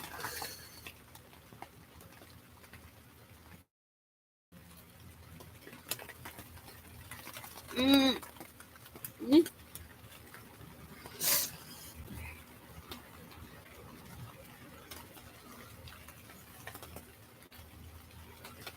Oh yes, I want to watch this. This is amazing, by the way. Some are now calling her a woman who brought down a government. Yeah. Perhaps that's a little melodramatic. But Margaret Trudeau didn't exactly Now she's help fucking the in husband's charge chances of the in the government. Canadian general election. She literally is like the they call it the shadow government. Yeah. Is sitting on a fortune. It's just I don't understand. Margaret Trudeau, like honestly, she kind of runs this country, and she's been running it for the past 30 years. Like behind the scenes though, and no one knows that she has any power, and she's so crazy. Leaving him to look after their 3 sons and Canada as well. George Negus, in this interview from Los Angeles, comes about as close as anyone to finding out. They do just about every cliche in the book to describe you at some stage. Which one's your favourite? Scarlet Woman. Eccentric, Scarlet Woman. Eccentric. She reminds me of Victoria a little bit, The world's most eccentric. but at least lady. Victoria's honest and not trying to run a country. Yeah. Wear that. With a good fit. You think it's appropriate? It's right I beside don't Subway. know too many first ladies, but I'm sure they're all. Oh, that's not far. I hope they're all happy. Oh no, with a good fit. You wanted to get some flowering stuff? Wear flowers. I don't know too many first ladies, but I'm sure they're all lovely, and I hope they're all happy. What about the Scarlet Woman? You did raise it. What about her? I think, as I described very honestly Such in a my whore. book, my marriage Such was a broken whore. down because we had a Catholic marriage based on the old-fashioned principle of fidelity, and I was It's religion. It makes unfaithful, people crazy. It and makes people therefore our so marriage crazy. was over. A one-night stand. It seems a shame, doesn't it? Are you going to get divorced? Well, doesn't matter to me, but I think that's the way things are done legally. I certainly wouldn't want to be a bigamist. I don't think I believe in bigamy. Today, it's a whole new deal, and I think I found the secret of the campaign. I have a train, and I have Margaret.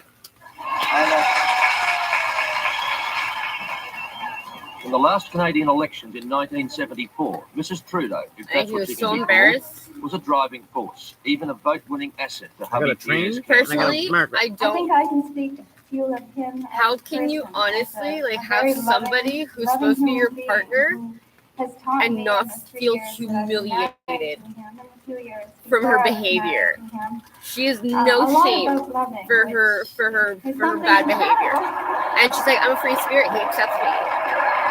It's like, but you're a It's really whore. very, Like very you great sleep pleasure with to everybody. introduce to you a man who's quite a beautiful guy.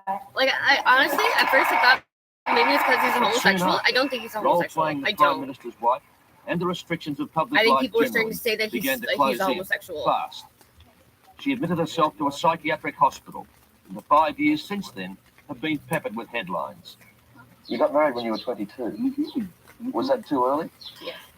Well, no, actually, because I got pregnant 2 or 3 weeks after I got married. So if it had been any later, I would have been in trouble. In terms of the state of your maturity, though. She's smiling. Oh. She's fucking. Well, my maturity at that point was If it that I had been wanted later, I to would have been in change Pierre trouble because Trudeau's it would have life been into a someone happy else. life filled with the pitter-patter, little feet, and good food and good conversation and more. You think you've done that? No, I didn't succeed. He didn't want it apparently. He wanted the children, and he wanted the good food, and he wanted the maybe he didn't want the warmth. As a No, healthy, wholesome, especially when it's fucking well-brought-up riddled with girl, I fucking was very- HIV and a very syphilis. good, Like, good vessel to deliver 3 beautiful sons into the world. In my mind, he thought was a bit uneducated. So he proceeded to. Okay, educate so me. you feel like he like looks Does that down make at you a you for sort being of- less educated. No. When he You just think all the literally time, wants a but how wife that's not a seriously you cheating take whore. your thoughts. He wanted a family. Not very. I take very seriously my emotions and my instincts and my honesty and my integrity, but my thoughts, they play tricks on me. Is that why people describe you as a scatterbrain, amongst other things? Yes. I don't know. Is it no? All the lonely people, where do they all come from? It's difficult to know whether I'm talking to an estranged wife of the Canadian Prime Minister, Strange wife. estranged wife, or just a publicity very beautiful young woman who doesn't really know what she wants. No, dumb. No, you're not dumb. No. But sometimes you do give the impression that you really don't know what you're about or what you really want. No. Do you? Would you go on like that? Are you trying to be outrageous right now? Yes. Why? Well, because I'm just kind of bored with people who want to label me as being this or this or this or this. Yes, I'm this, and I'll take all the blame, please. Because, like, I've got no shame. You should. I know who I am, and I know what I care about, and I love living. Are you a little afraid of being normal? I'm not Being afraid of ordinary? being. I'm not afraid of being normal. I know it's just not possible because I don't know what normal is. Normal usually bores me. I like to be peaceful. I like to be Selfish. happy. I like to sleep at night. Like I like to eat selfish. well. She likes you know. in the butt. I like to kiss and hug my She's children. just selfish. Normal. You, it's like I you mean, can't I'm have gonna your be cake really and eat it normal. too. I don't Sorry, know, like normal. it's not like you don't get everything you want in life. Like How long are you going to go on like this? The way you are now? my mom Confusing does one. it. My mom does the exact same thing. I realize that I can't thank Cameron for something. I'm not confusing anybody. I realize that I That's can't their thank Cameron for fault. I'm something, not for being confused. so If mean people and are cold confused, that well, he did then not feel be bad confused. for when I would That's your cry way, over babe. something, You know. just Think a little bit. just Think a so I little can bit get my about way. yourself and your own And I freedom knew and that if letting your I freedom cry of most of the time, it would shut everything down, and I would get my way. to sacrifice. And I was like, something. even if I do get my way, it ends up not being the way I wanted it. Like it ends up not turning out the way I wanted it because people don't take yes, you not seriously. only my People own like will freedom, be like, but oh, for she's the fucking like happiness go of my back. family. Just give her what she wants. She goes away. It's like I really okay. like your guys' idea, eh? What? Yes. He actually Let's didn't go walk sit down out. at You know, the he helped me with benches and have deep talk.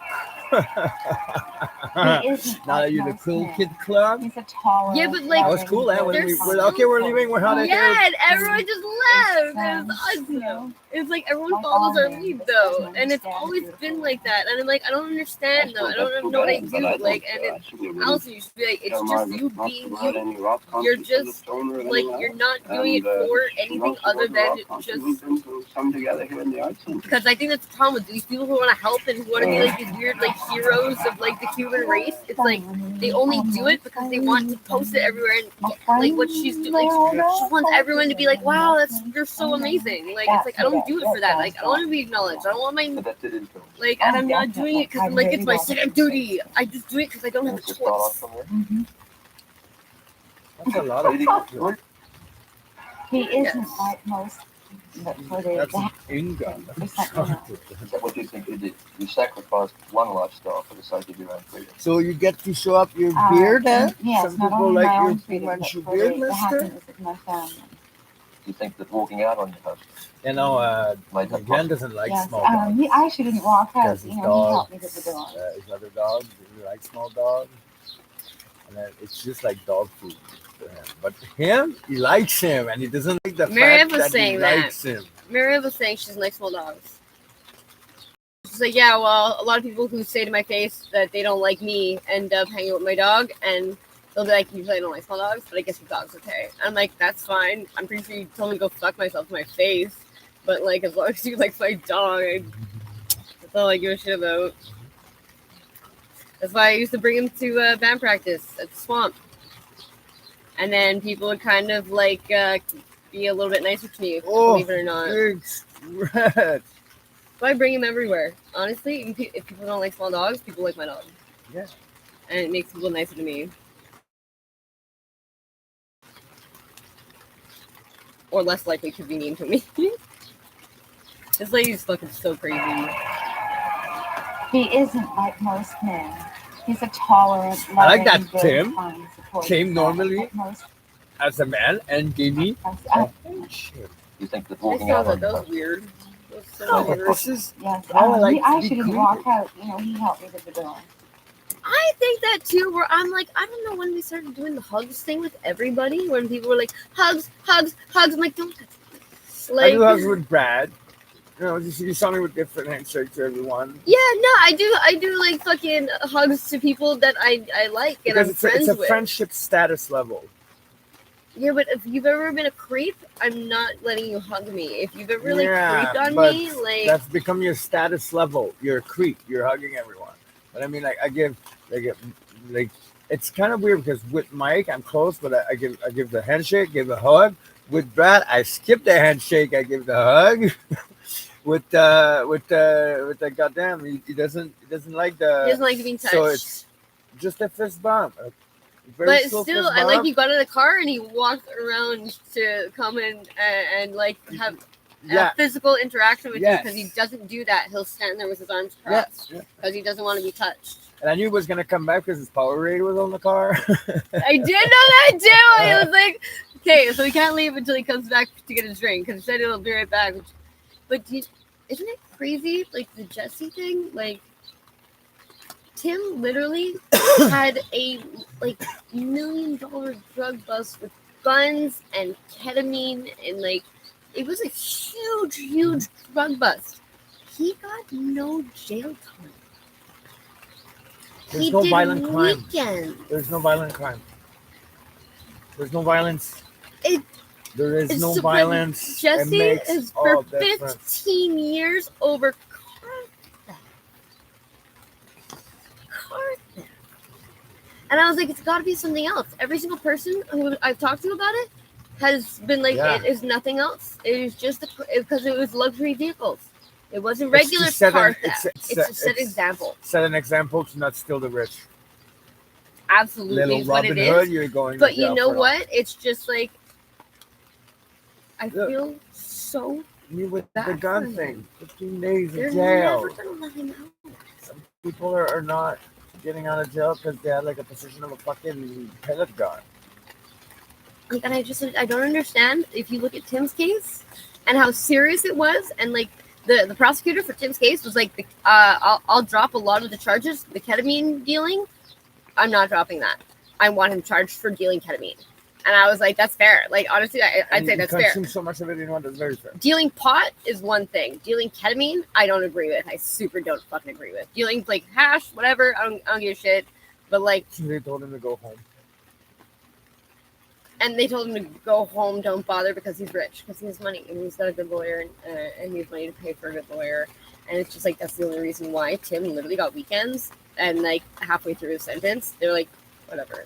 Because they don't want him to go do time. It makes them no money. It just clogs up the system. Yeah. Him being there just clogs up the fucking jails. And they're not making money off of him being there like fucking temporarily. So they don't give a shit about his Because sentence. it's private. They're going to make money off of Jesse forever. Yeah. And they're going to make sure that he never leaves the country. He can never get away from this. That's why I feel so fucking over fucking stealing cars as a teenager. It's what teenagers do. Like, that's like all teenagers try to steal a car at least like one time. Or they steal out of a car, they try to break into a car. All teenagers do it. Like, and it's just 15 years for that. He spent 3 in total of 15 years. 3 of them he spent out. Because as an adult, steal a fucking U-Haul. But you're right. He did it for the Robin Hood part of it. He did it because he's like, fuck rich people. They don't deserve these fucking cars. I'm smarter than you. And he's very highly intelligent. Jesse's really Can I have my coffee, please? a brilliant fucking brain for stealing cars. I was like, holy. You know those guys that fucking have the Bluetooth thing and they walk up to a car and they just put the thing up and the car unlocks and starts immediately and they just get it like 30 seconds flat. That's why I like Paulo. Because, Fucking amazing. Oh yeah, Paulo. He's been buying plants. You saw the plants. He's been buying plants for his mother. A bunch of those plants that the goddamn has, like in the That's buckets and great. everything. Like all the shit for his yard, his That's- living room, everything. I was like, I love Paulo. I'm gonna go What a pay him. sweetheart. I'm gonna go pay him his money soon. And That's what he does. He's like, I'm not stealing car. I steal the car insurance. I'm like, wait, what?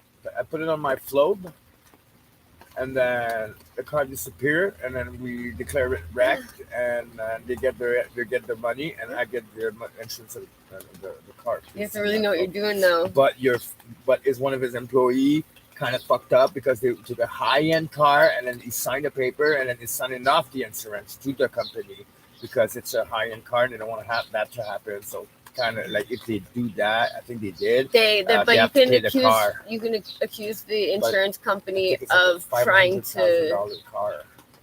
What the fuck? Yeah, he's stealing a lot of money. And this guy's giving me, you know how much gold worth per gram? I don't even really want to know because I know now that Putin jumped on that so fucking fast that he was like, all right, guys, all my citizens, you guys can start trading in and using gold and minerals as a commodity. And it's now currency, basically. So every time that we spend money for gold, it goes to Putin. I was like, that's incredible. Putin has so much gold in Russia right now that every time a gold transaction's done, he gets a fucking piece. He gets a percentage of that transaction. I was like, that is fucking brilliant. Like, really, really good. Because our country was saying that, oh, your gold and silver are about to be, like, worthless. I doubt you can even get the actual fucking amount for it on our servers. They're not going to tell you the actual number. Of course. They're saying that the rupee is like falling, like fucking that their market's gonna crash. I'm like, I don't even know what the fuck you guys are talking about. It's like doubled in value. Wait a minute.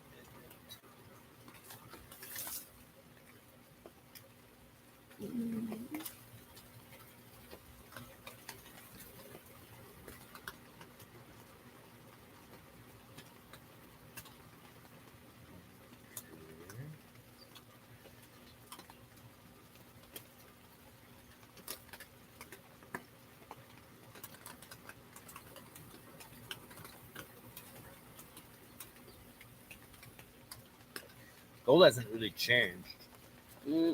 It's 83,854 for a kilo, so it's $83 a gram. So that's when you buy it. That's when you buy it. So sell your gold. When you go to the pawn shop, if you have a good deal, you'll have $21, $18 maybe.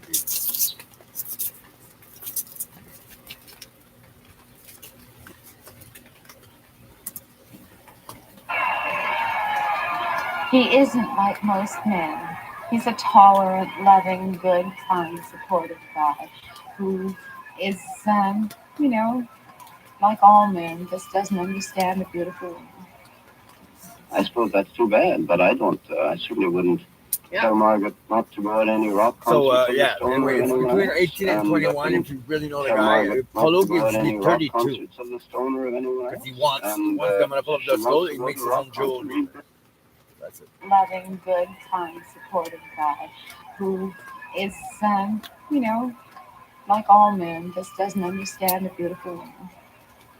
I suppose that's too bad, but I don't. I certainly wouldn't tell Margaret not to go at any rock concerts of the Stoner or anyone else. And she wants to go to a rock concert. We've been to some together here in the Arts Center.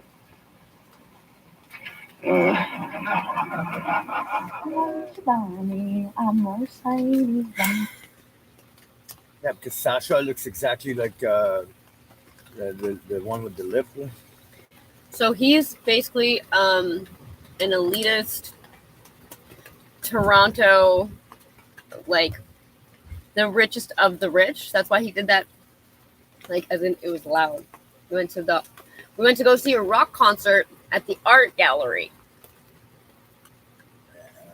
That is him kind of making fun of her publicly, and it's pretty easy to pick up on if you know that it's narcissism. It's very narcissistic. I would have known if you didn't tell me.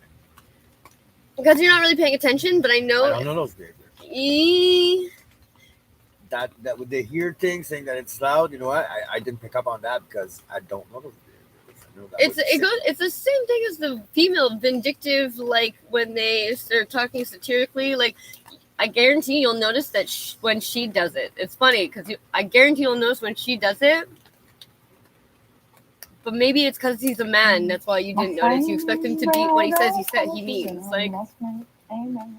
That's that's Jazz Johnson. I love it. But that did influence you. Oh, definitely. I really wanted a Mercedes Benz. And it's just gone on from there? Mm-hmm. Leading where? No. I just like any playing the dumb world. child at 17 will do Because with she their feels like everyone's parents. calling I her remember dumb. the arguments.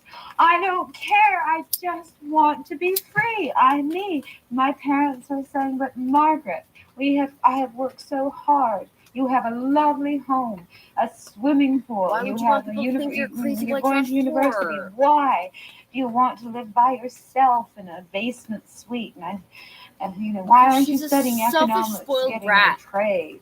Why are you so weird? I said, because I am who I am, and I must be.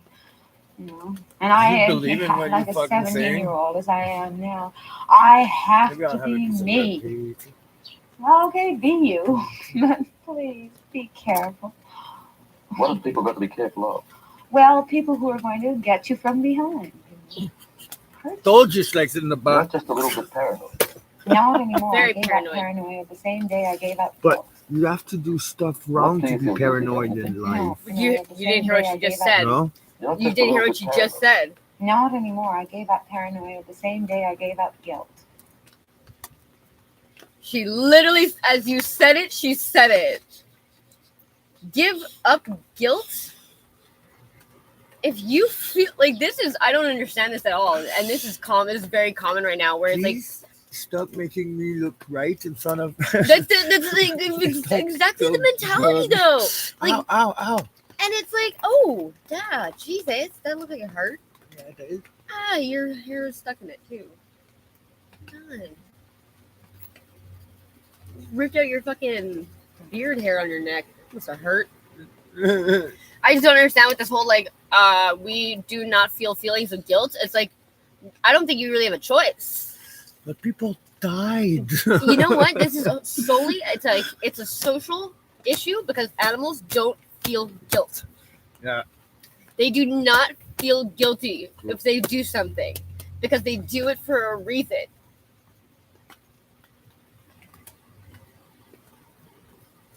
Like they could feel sad, they could feel bad that they did something, like if they bite their owner, but they don't bite their owner for no reason. They don't regret biting something.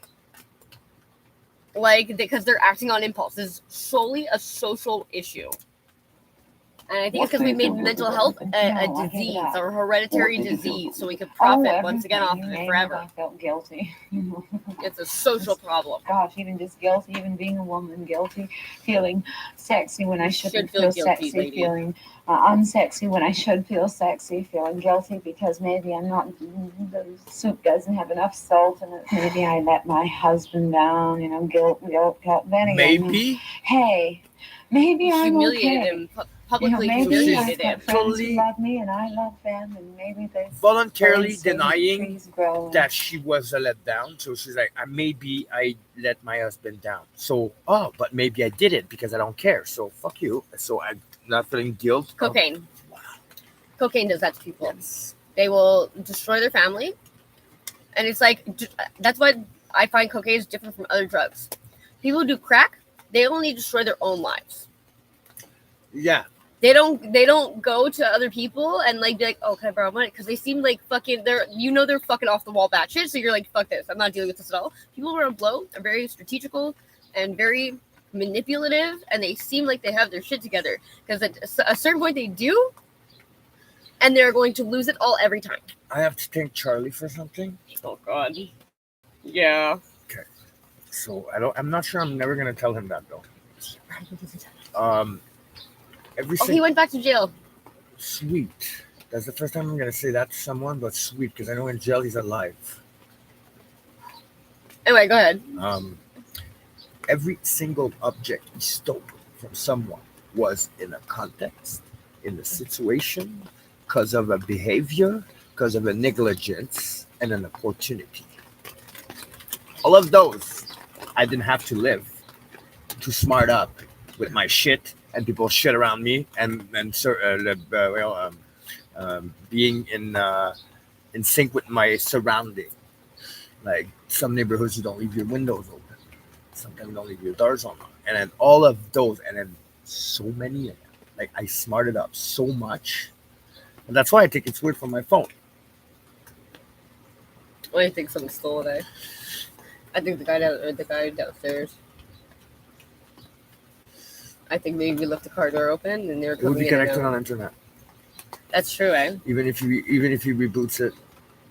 But he's a tech guy. I know he's a tech guy. How do you know? He looked like a tech guy. Oh, okay. I don't know. I don't understand this no guilt thing. If you Maybe feel it's guilty, all there's a good okay. reason. He leaves every morning at the same time. The soup doesn't have enough salt in it. Maybe I let my husband down, guilt. Then again, hey, maybe I'm okay. Maybe I've got friends who love me and I love them, and maybe the birds sing and the trees grow, and your friends maybe are it's going all to fucking okay. fail. Do you think that her activities are damaging? Well, the short answer to that is no, and if it does, I don't care, and the reason I don't care is there's nothing I'd want to do about it. If she loses me a couple of votes because of that, well, I'm sorry, but I don't expect Margaret to stop going to rock concerts and But you and know to, it won't because you and to weren't visit friends elected in there New by York, just fucking because vote. some people will be misled into thinking that she's You not can be behaving confident right. that And then I sat back one day and I smoked if you all lose this votes, terrible doesn't matter, thing you're that not I gonna lose. swore I would never touch. And I listened to Strawberry Fields Forever, and suddenly it all made sense. It was all beautiful. We're here in to a party learn, to with give, to Putin listen, and a bunch of to people. touch, Putin's even to be. singing the fucking song. So I showed you that. and Simon and Garfunkel. No Beatles. Ever. And suddenly it all made sense. It was all beautiful. We're here to learn, to give, to listen, to touch, to be. So Smoke and Simon and Garfunkel. No Beatles. The Beatles. Yeah. Look how just- Strawberry Fields Forever. I mean, where do you live? Bridge over troubled waters. He has a fucking career, maybe. He's a fucking journalist with a career and a family. Crazy thought. Her approach to motherhood, like her approach to most, funny how the Cuban is an odd mixture salutes. of naive wisdom and amazing short-sightedness. She sees her three sons, Justin, Sasha, and Michelle, for 5 days every 2 weeks. I think Michelle died. And sometimes I'm cross with them, but I'm always loving them. Do you think that what you've done, choosing the sort of life that you've chosen to lead, is going to make things very, very difficult for your children? I think it's going to make it wonderful for them. So far, they think mommy's wonderful. Don't you think it's about time we redefine I think that 3 weeks later, she was pregnant because they tried for 3 weeks. It wasn't working, so we found the solution. With our old-fashioned values. If it had been later, it would have been a problem, right? No, because Yeah. it would have been she's Aren't an we unwed in mother, the which was generation not that acceptable should at the time. Practice what we preach. Woo! Is there a love in your life at the moment? Oh, yes. How many? How many? Is there a love in my life? How many?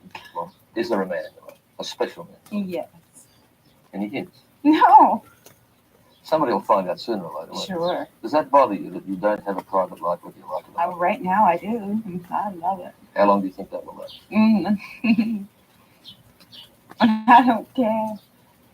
Yes. Reading things about you, and even reading your book, it's very easy to get the impression that you're preoccupied with the relationship. Yes, boy crazy.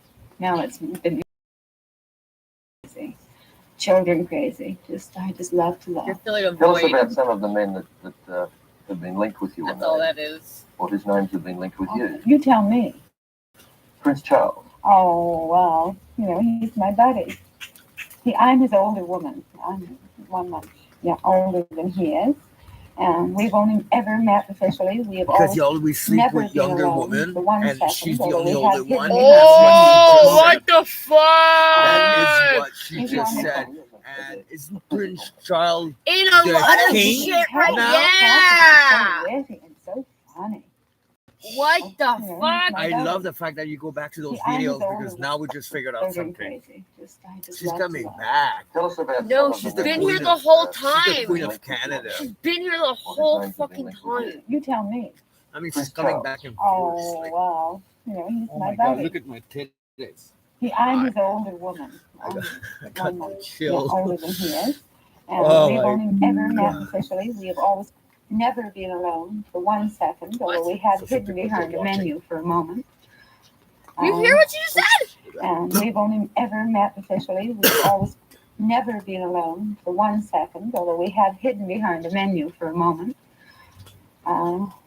He's wonderful. as a physical. They fuck behind your menu. Oh, Try to make Trina pissed off. Try to make her husband pissed off. A menu, is that the little thing that I And have there? strong and What? brave. A menu? Like a menu, like a dinner menu. And strong and It's insinuating that they're making out behind the dinner. They're kissing behind the menu at a dinner.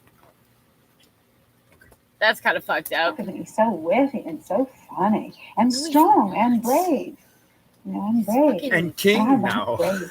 You're seeing him though. When you were He's with super your- awkward and you were the best dorky. queen. Like Many times we have been on it. Do you think it's the Margaret Trudeau that we know now? What's arrived up at with the King gates of Charles? Buckingham Palace that they'd let you in If I had an invitation, without an invitation? without it, I'm very polite. I need an invitation, you know. Could you imagine them inviting you these days? With all that sex, drugs, and rock and roll that you associate with? Well, they might think I might be an example, but mind you, they still think I'm a nice person, you know, and they know that I've got a lot of support. Prince Charles, just after I left Pierre, Prince Charles wrote me a I lovely think letter there's a from super huge Kenya issue. saying he's And badly. me and you don't get this because we don't have family.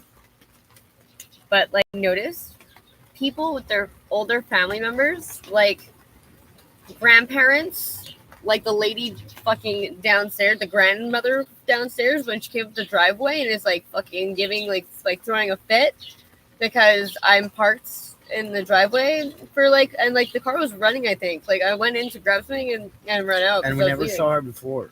Never seen her before. I don't know who she is, but like, apparently you're supposed to. That's being disrespectful to your elders. But like, I don't like what they're doing to my grandfather. I think it's just terrible. Like, I think like it's inhumane. It's basically someone who is now can't take care of themselves, and you're like, I'm gonna treat him like an adult baby that can't make decisions for himself. But like we lie to our older folks because we don't want to upset them. Like there's a lot of people that I like. There's a lot of people I know that have been lying to their parents. Like my mom lied to her parents for years about everything because she didn't want to upset them. I'm like, Dom does it with his mom all the time. I'm like, why don't you get her an AC? Because she's gonna freak out. She's just gonna understand it. And like, you don't even give her a fucking chance. Like, you don't even give her the opportunity. Like, fucking, and you just think that she's a fucking the useless retard. Like, that you treat like a fucking child. So he doesn't get an AC for her. Well, no, Air none of them conditioning. have it. None of them have ACs in those buildings. She lives with like 3 other old people, and there's a woman who comes during the day. Like, but like, it's fucking 40 degrees out and it's getting hotter inside. and they're elderly people. They can't breathe. I get heat stroke. She's not allowed to go for walks anymore. They stopped her from walking. She This used is to walk not every day. stubbornness. This is recklessness. They imprisoned her. They imprisoned her in this place, and they're like, he was like, that was that or jail, because she was threatening to burn down churches. Because she's schizophrenic. Because the Catholic Church made her schizophrenic. But then she went to the churches in Sicily. No, she went to Sicily to be part of a religious commune thing. Yeah, when they were hiding from the Gestapo and all that. Yes, Yes. but like when she came back here, she was really upset with it not being proper. All the churches here are obviously, you can't switch, you can't change the rules as you go. When they were over there, it's the Luciano family that had the control and the power. And then when they switched overseas, the problem was that it was the governor or something, whatever family that took over at the reign, and there was war between the two. Her name is Lorena. What?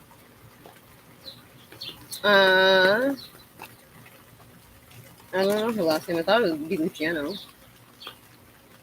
L-U, but it's spelled different. L-U-C-C-I. It's Lucciano.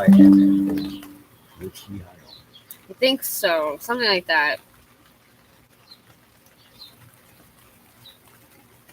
But they made her fucking crazy schizophrenic by like putting all this fucking Jesus stuff in her head. So when she came back 15 years all the way that churches were being ran here, like the Protestant church. That's Lorena Luciano. Oh wow, okay. She's a filmmaker. Yeah, I love her name, Lorena. That's not her. That's the age 54 years. He's older. Like in some days she Oh, sounds no. what? Dawn? 57. I think he's 57.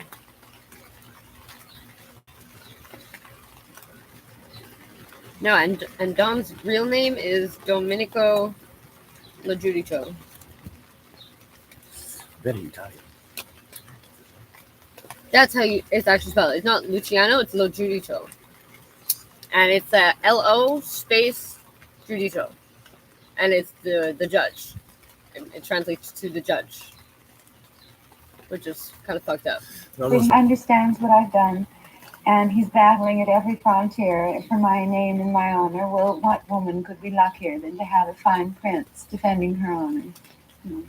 You're romantic. Completely, totally. I believe in it so much. I'm so tired of boring, flat, rational, business-like kind of life. But don't you think that other people have to make compromises to meet the sort of demands you make? Everyone has to make compromises, but don't make them too often, please. And don't make big compromises, please. They're not worth it in the end. What's the greatest compromise that you've had to make? Sitting here talking with you.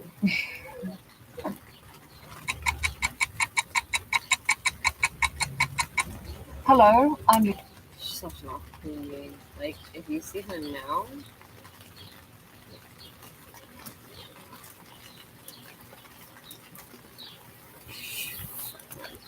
Because Trudeau gives her so much money, and now 1995. Wow.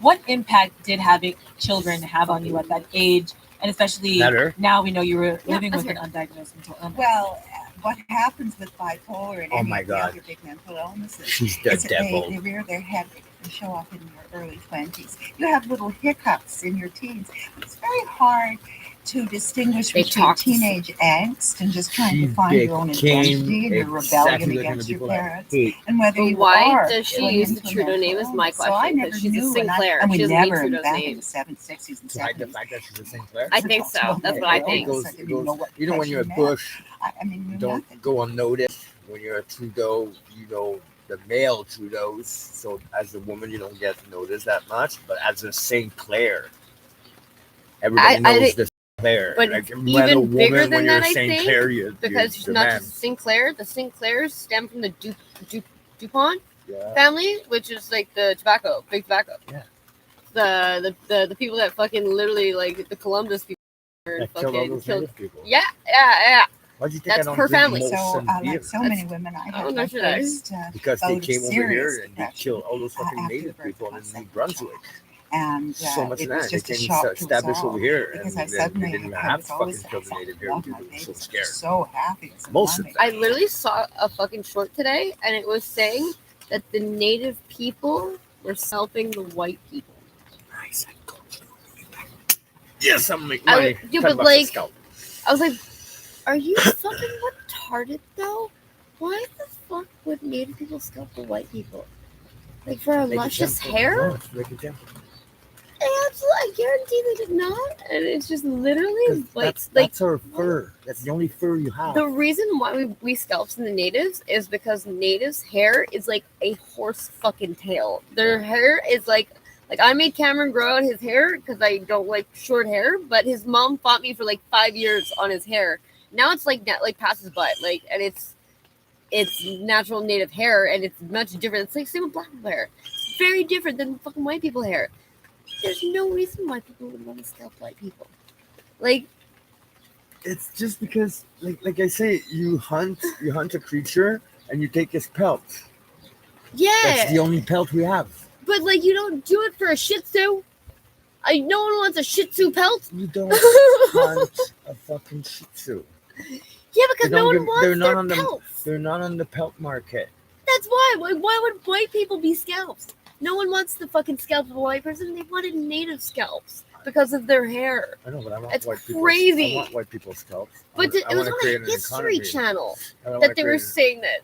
I was like, what? I shit you not. Yeah, I joke about this kind of fucking subject. Like, I'm not They're officially serious. saying. I'm like, you guys can't be serious right now. Like, you guys, like, you gotta know that that's not true. And it's like, it's the other way around. You guys are just like, no, you don't know. No, it's not. Like, it's like they're children. Like, they're little 5-year-old kids. Yeah, Like, after the birth of Sash, I lost all interest in life. I didn't want to get out of bed. I couldn't make a choice about what to wear.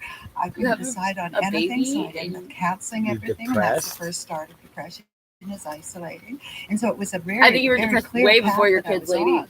But and your kids gave you a bit of fucking of a reality check. Depressed because you had the lips of the singer of the Rolling Stones, and oh my god, everybody's gonna find out. You couldn't be selfish anymore without people pointing a finger at you and being like, "You're being selfish as a mother. You're not taking care of your kids." So hey, how's that? That's a dumb fact. Really high. Very little normalcy in the middle. Was it my boob? So That's why. no. Did you try to? No, not yet. I went here. I went to a psychiatrist right away because this was not me. What was wrong?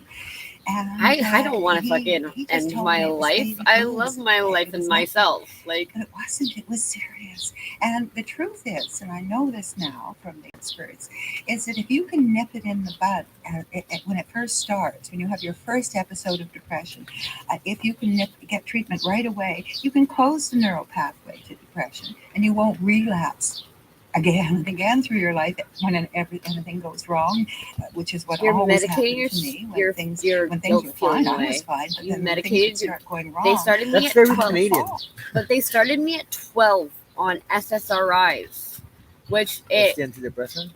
What? Yeah. Well, they started me on anti-anxiety medication, which I don't really know the chemical compounds for it, but I know that they stop working very, very quickly. Like they make it so that you can go outside, but it doesn't last very long where you go back to feel like you'll be out and you'll be like, oh my god, fuck, I'm anxious and I'm already out. So it makes you recluse back, like further back into like wanting to be in like your hole of safety. Yeah. So that's kind of what made it worse. And when I went on the SSRIs, I could literally feel my brain slow down. Okay. Because what it's doing is slowing down your receptors, the receptors that connect and tell your brain to your body to do what you want it to do. It slows that down so that your brain works slower. So you're just a vegetable, pretty much. I was catatonic. I was fucking catatonic, and that was just the first dose. Like every time I went back, and if I said that I don't like it, how it was making me feel, or I feel like it's making me feel worse, they would be like, okay, well, we're going to up your dose. I'm like, what? I just told you it's making me feel terrible. Like, I have this shit. I looked like I was going through heroin withdrawal. It felt like I was going, and they're like, well, it takes some time for your body to adjust. I'm like, it's been 2 months where I'm like fucking violently ill. Like, I couldn't eat. I was puking. I was like diarrhea every day. Like, it's fucking terrible. Out? Like, okay, I'm going to give you we found out a molecule that we have in our pills that are going to make you feel better, but you have to take them for over 2 months for them to take effect. How did you figure it out? And not only that, they'll stop working after a while. Like every couple of years, my mom has to change her medication because your body will adjust to it. And it's kind of like, maybe that's like your body's way of telling you that wasn't supposed to be in your body in the fucking first place. Yeah. That you had a different issue, but you were literally just taking that pill every day. So she's right. Like eventually you stop feeling depressed.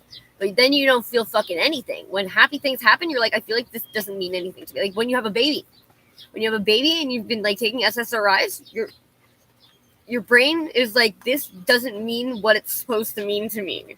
Like, and that was applying to everything in my life. Like graduating meant nothing to me. Getting a license meant nothing to me. Getting like a relationship where the person wanted to get married, I was like, I don't want that. Like those things don't bring me happiness in any way. And they're like, well, that's not normal. Like that's every girl your age should want this, and this. And I was like, yeah, but those things make me feel terrible. And they're like, well, then there's something wrong with you. So we have to give you medication because obviously you're depressed. And I was like, I don't think I am depressed. I think everyone else is telling me that because I don't want these things, that must mean I'm depressed. So I was literally medicated to not being a functioning human or not having feelings about anything. Yeah, like when they give Seroquel, before they do me, they became totally fucking. And I would take Seroquel every once in a while. It's an antipsychotic. They give it to people who are in psych wards, who are violent. It's like a sedative. And that's exactly what it would do if I was like, because I realized that's why my mom is so pissed off. Because that's why we don't talk anymore, because I'm not capable of saying things that are going to make her start to get hysterical and cry. And I'm literally not even saying things that I'm not calling her names. I'm not saying anything bad about her. All I'm saying is the general truth, like and what the situation is and what the problem is and how to fix it, and that makes her really upset. So she'll start getting like hysterically crying and like hyperventilating and like she'll get really, really upset, and I have to spend like hours calming her down sometimes. Like, and she'll have to take like one of her antipsychotics, like, or fucking, what is it? Clonazepam.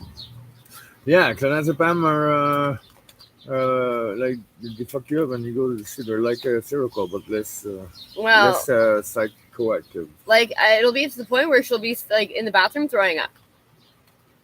Like, and I'm like, I'm literally just telling you what the situation is.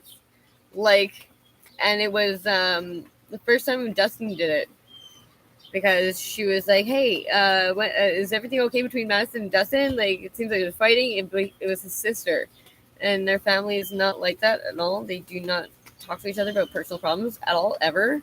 She just went ahead and found her on Facebook and was like, hey, do you know what's going on with Madison and Dustin? And his sister called him being like, what's happening? Are you okay? And he's like, what? Why are you freaking out? She's like, I don't know. Madison's mom like messaged me and asking if you guys were okay. Did something happen? And he got really, really fucking pissed off at her. So he went to her and being like, that was a huge invasion of me and Mad's like fucking personal life, first of all. Like, it's like, why wouldn't you just come to me or Mad? Like, and she does that a lot. I missed work one day. I was missing a lot of work at the time, and she knew some of the people I worked with, and they called her being like, hey, Madison hasn't showed up for work. Is everything okay? And she was like, oh, I don't know. Shouldn't live here anymore. Like, so.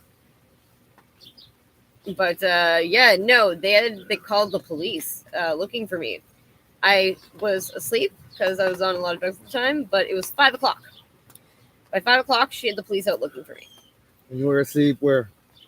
In my the trailer park. I was in a trailer park at the time, but they knew that. And it was like, but like I wasn't living with her, and she went to all the people that I don't talk to anymore. Like my friend Katie, I'm like, I was hanging out with Joanne regularly. I was like, why wouldn't you ask Joanne? You just like fucking like you didn't even bother to like come. You guys already called the cops. You know where I live. Like you've seen where I live before.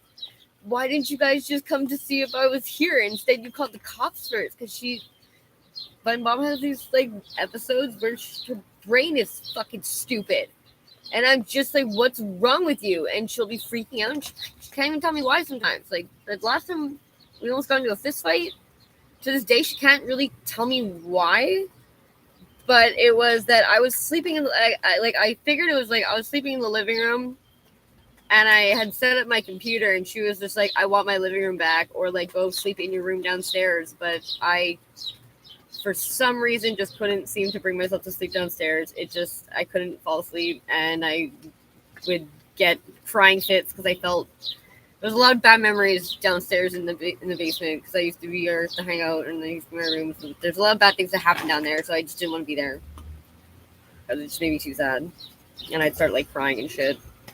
So I spent a year in the living room, and I sat at my computer, and she was getting mad at me about something, and I was like, okay, well, I'm gonna leave then. And she was getting in my face. I'm like, get out of my fucking way. And she fucking put her fist up to me. I was like, are you gonna fucking try to hit me? Like, what the fuck? Like, and my dog snapped at her actually, and that's what made her back up. And I went to the bus booth, and like half an hour later, her and Michelin drove up to the bus booth, and she was like crying and asked me to come back, and I was like, absolutely not. Ryan's on his way over here so that he could pay for me to get on the bus, and I'm gonna go live with Ryan because like you were about to hit me, and I don't know why. And to this day, I don't know why. And I think it had to do with me leaving. Like, she's giving me shit for being there, but she doesn't want me to leave. I remember when my dad, his third, like, this long fucking Seagram's career, he was talking about retirement, and she was like, you can't leave me because I don't want to be alone with your father once he retires. And I was like, I don't understand why. And she was like, because we haven't, like, really been in, like, a relationship since you guys were born. Like, he goes to work at night. I do stuff, like, with, like, the house. Like, everything in the house, that's all mom. Like... But she's just seeing it the wrong way, that's it. No, well, now that he fucking retired, she realized that, like, they are still friends. It's just she has to not act like a selfish fucking teenager. Like, because that's what she does. Her and Allison would want to go to bars and get drunk. And, like, my dad doesn't want to fucking be at the fucking bar, like, watching my mom and Allison dance with people, like, at their friend's show. Like, he just doesn't want to do that. And you know what? He's actually really great for even letting her go do that. And he's like, I just don't want to go. You guys want to go to the bar and have fun? Go have fun. I don't give a shit. Like, but like, I don't fucking want to go because I don't have a good time. And then you get all pissed off that like I'm not fucking killing the good mood, whatever. I'm like, fucking, I don't know. I don't even know. I think my mom might be bipolar. Oh, I have to go get another one. Moshi. Moshi, moshi. Moshi, moshi. That's so crazy. And so I didn't know. Getting the balance that I have now, having had the treatment I've had, has really changed my life in a profound way. All right. And what treatment are you taking? Something that makes money in your pocket? I think that's a bit of an understatement. They have the Trudeau Foundation, and Trudeau's now trying to say, he's like, yeah, but my family we're not involved directly. I haven't been involved in the Trudeau Foundation for years. So, like, you still profit off of it, though. But that money still goes to your family and your mom and your brother. Get peace. While he's in the politics, does not have access to any. He's on hold, so he doesn't have access to any of that until he gets out of it. But he can, at any point in time, go back to it. I get so as soon as he's done with office, he can have all that wealth. Got your fucking name on it, you asshole. Yeah. You're gonna try to tell me you're not profiting off of it. Give me a fucking break. Like, does it have your name on it? Well, yes, it does. Like, fuck, you kind of screwed yourself.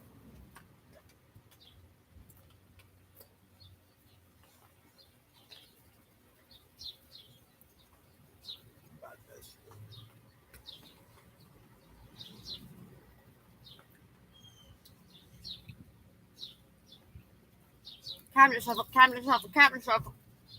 Cabinet shuffle. What? All four talking about is fucking cabinet shuffle. Distraction. It's a distraction. He's doing something else. Because every 6 months, for the past fucking 8 years, he's been doing this.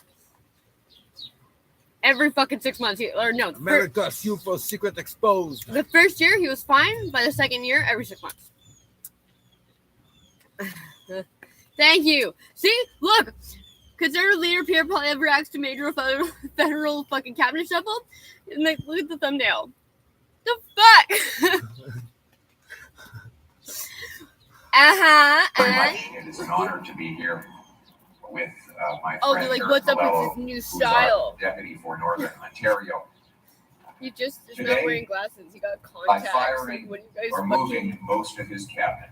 Who the fuck Justin cares Trudeau about has his admitted fashion statement? that after 8 years of inflationary spending that has exploded the cost of living, 8 years of carbon taxes that drive up your gas, heat, and groceries.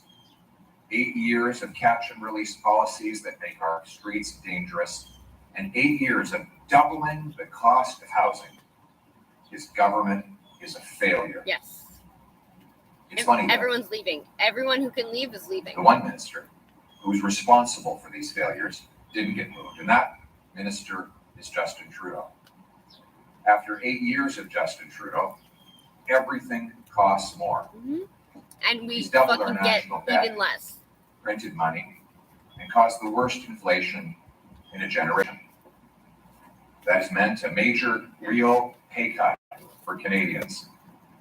Seniors are choosing between eating and heating. 1.5 million Canadians are going to a food bank, and 1 in 5 are skipping meals outright because they can't afford the price of food. After 8 years of Trudeau, his carbon tax is rising. At 14 cents a liter, it already makes gas, heat, and groceries more expensive and kills jobs. Now, he wants to quadruple it to 61 cents a liter, which will mean many people will have to turn off the heat in the wintertime in towns like Timmins, where it gets cold and they have no choice but to heat their homes. What's it with wood burning stoves up north? Because when you tax the fuel Oil of the farmer who stoves. makes the food Oil stoves. and the trucker who ships the food, It's you like tax the food itself. kind of These think white costs are people's falling on the alternatives to work heat. backs of the working Like, poor and our seniors. sounds like, well, who too can't afford dangerous. to pay. Like, fuck And after you. 8 years, hard work no I'm longer gonna pays. fucking die. At You least make I it, choose the way I die. Trudeau takes it. I With want to higher fucking starve to death. taxes that punish hard work. After Trudeau, If I were to housing choose to fucking costs have die, like doubled. The rent fucking, has I doubled. get that choice. Like, Needed if I were to down die by payments have fucking doubled. freezing Monthly to death mortgage or payments starving to have death, doubled. After It's my Trudeau fucking promised choice. rates would stay low, he said, "Don't worry, borrow up a storm. It's free." And then his massive deficits caused an inflationary spiral that forced the Bank of Canada to raise interest rates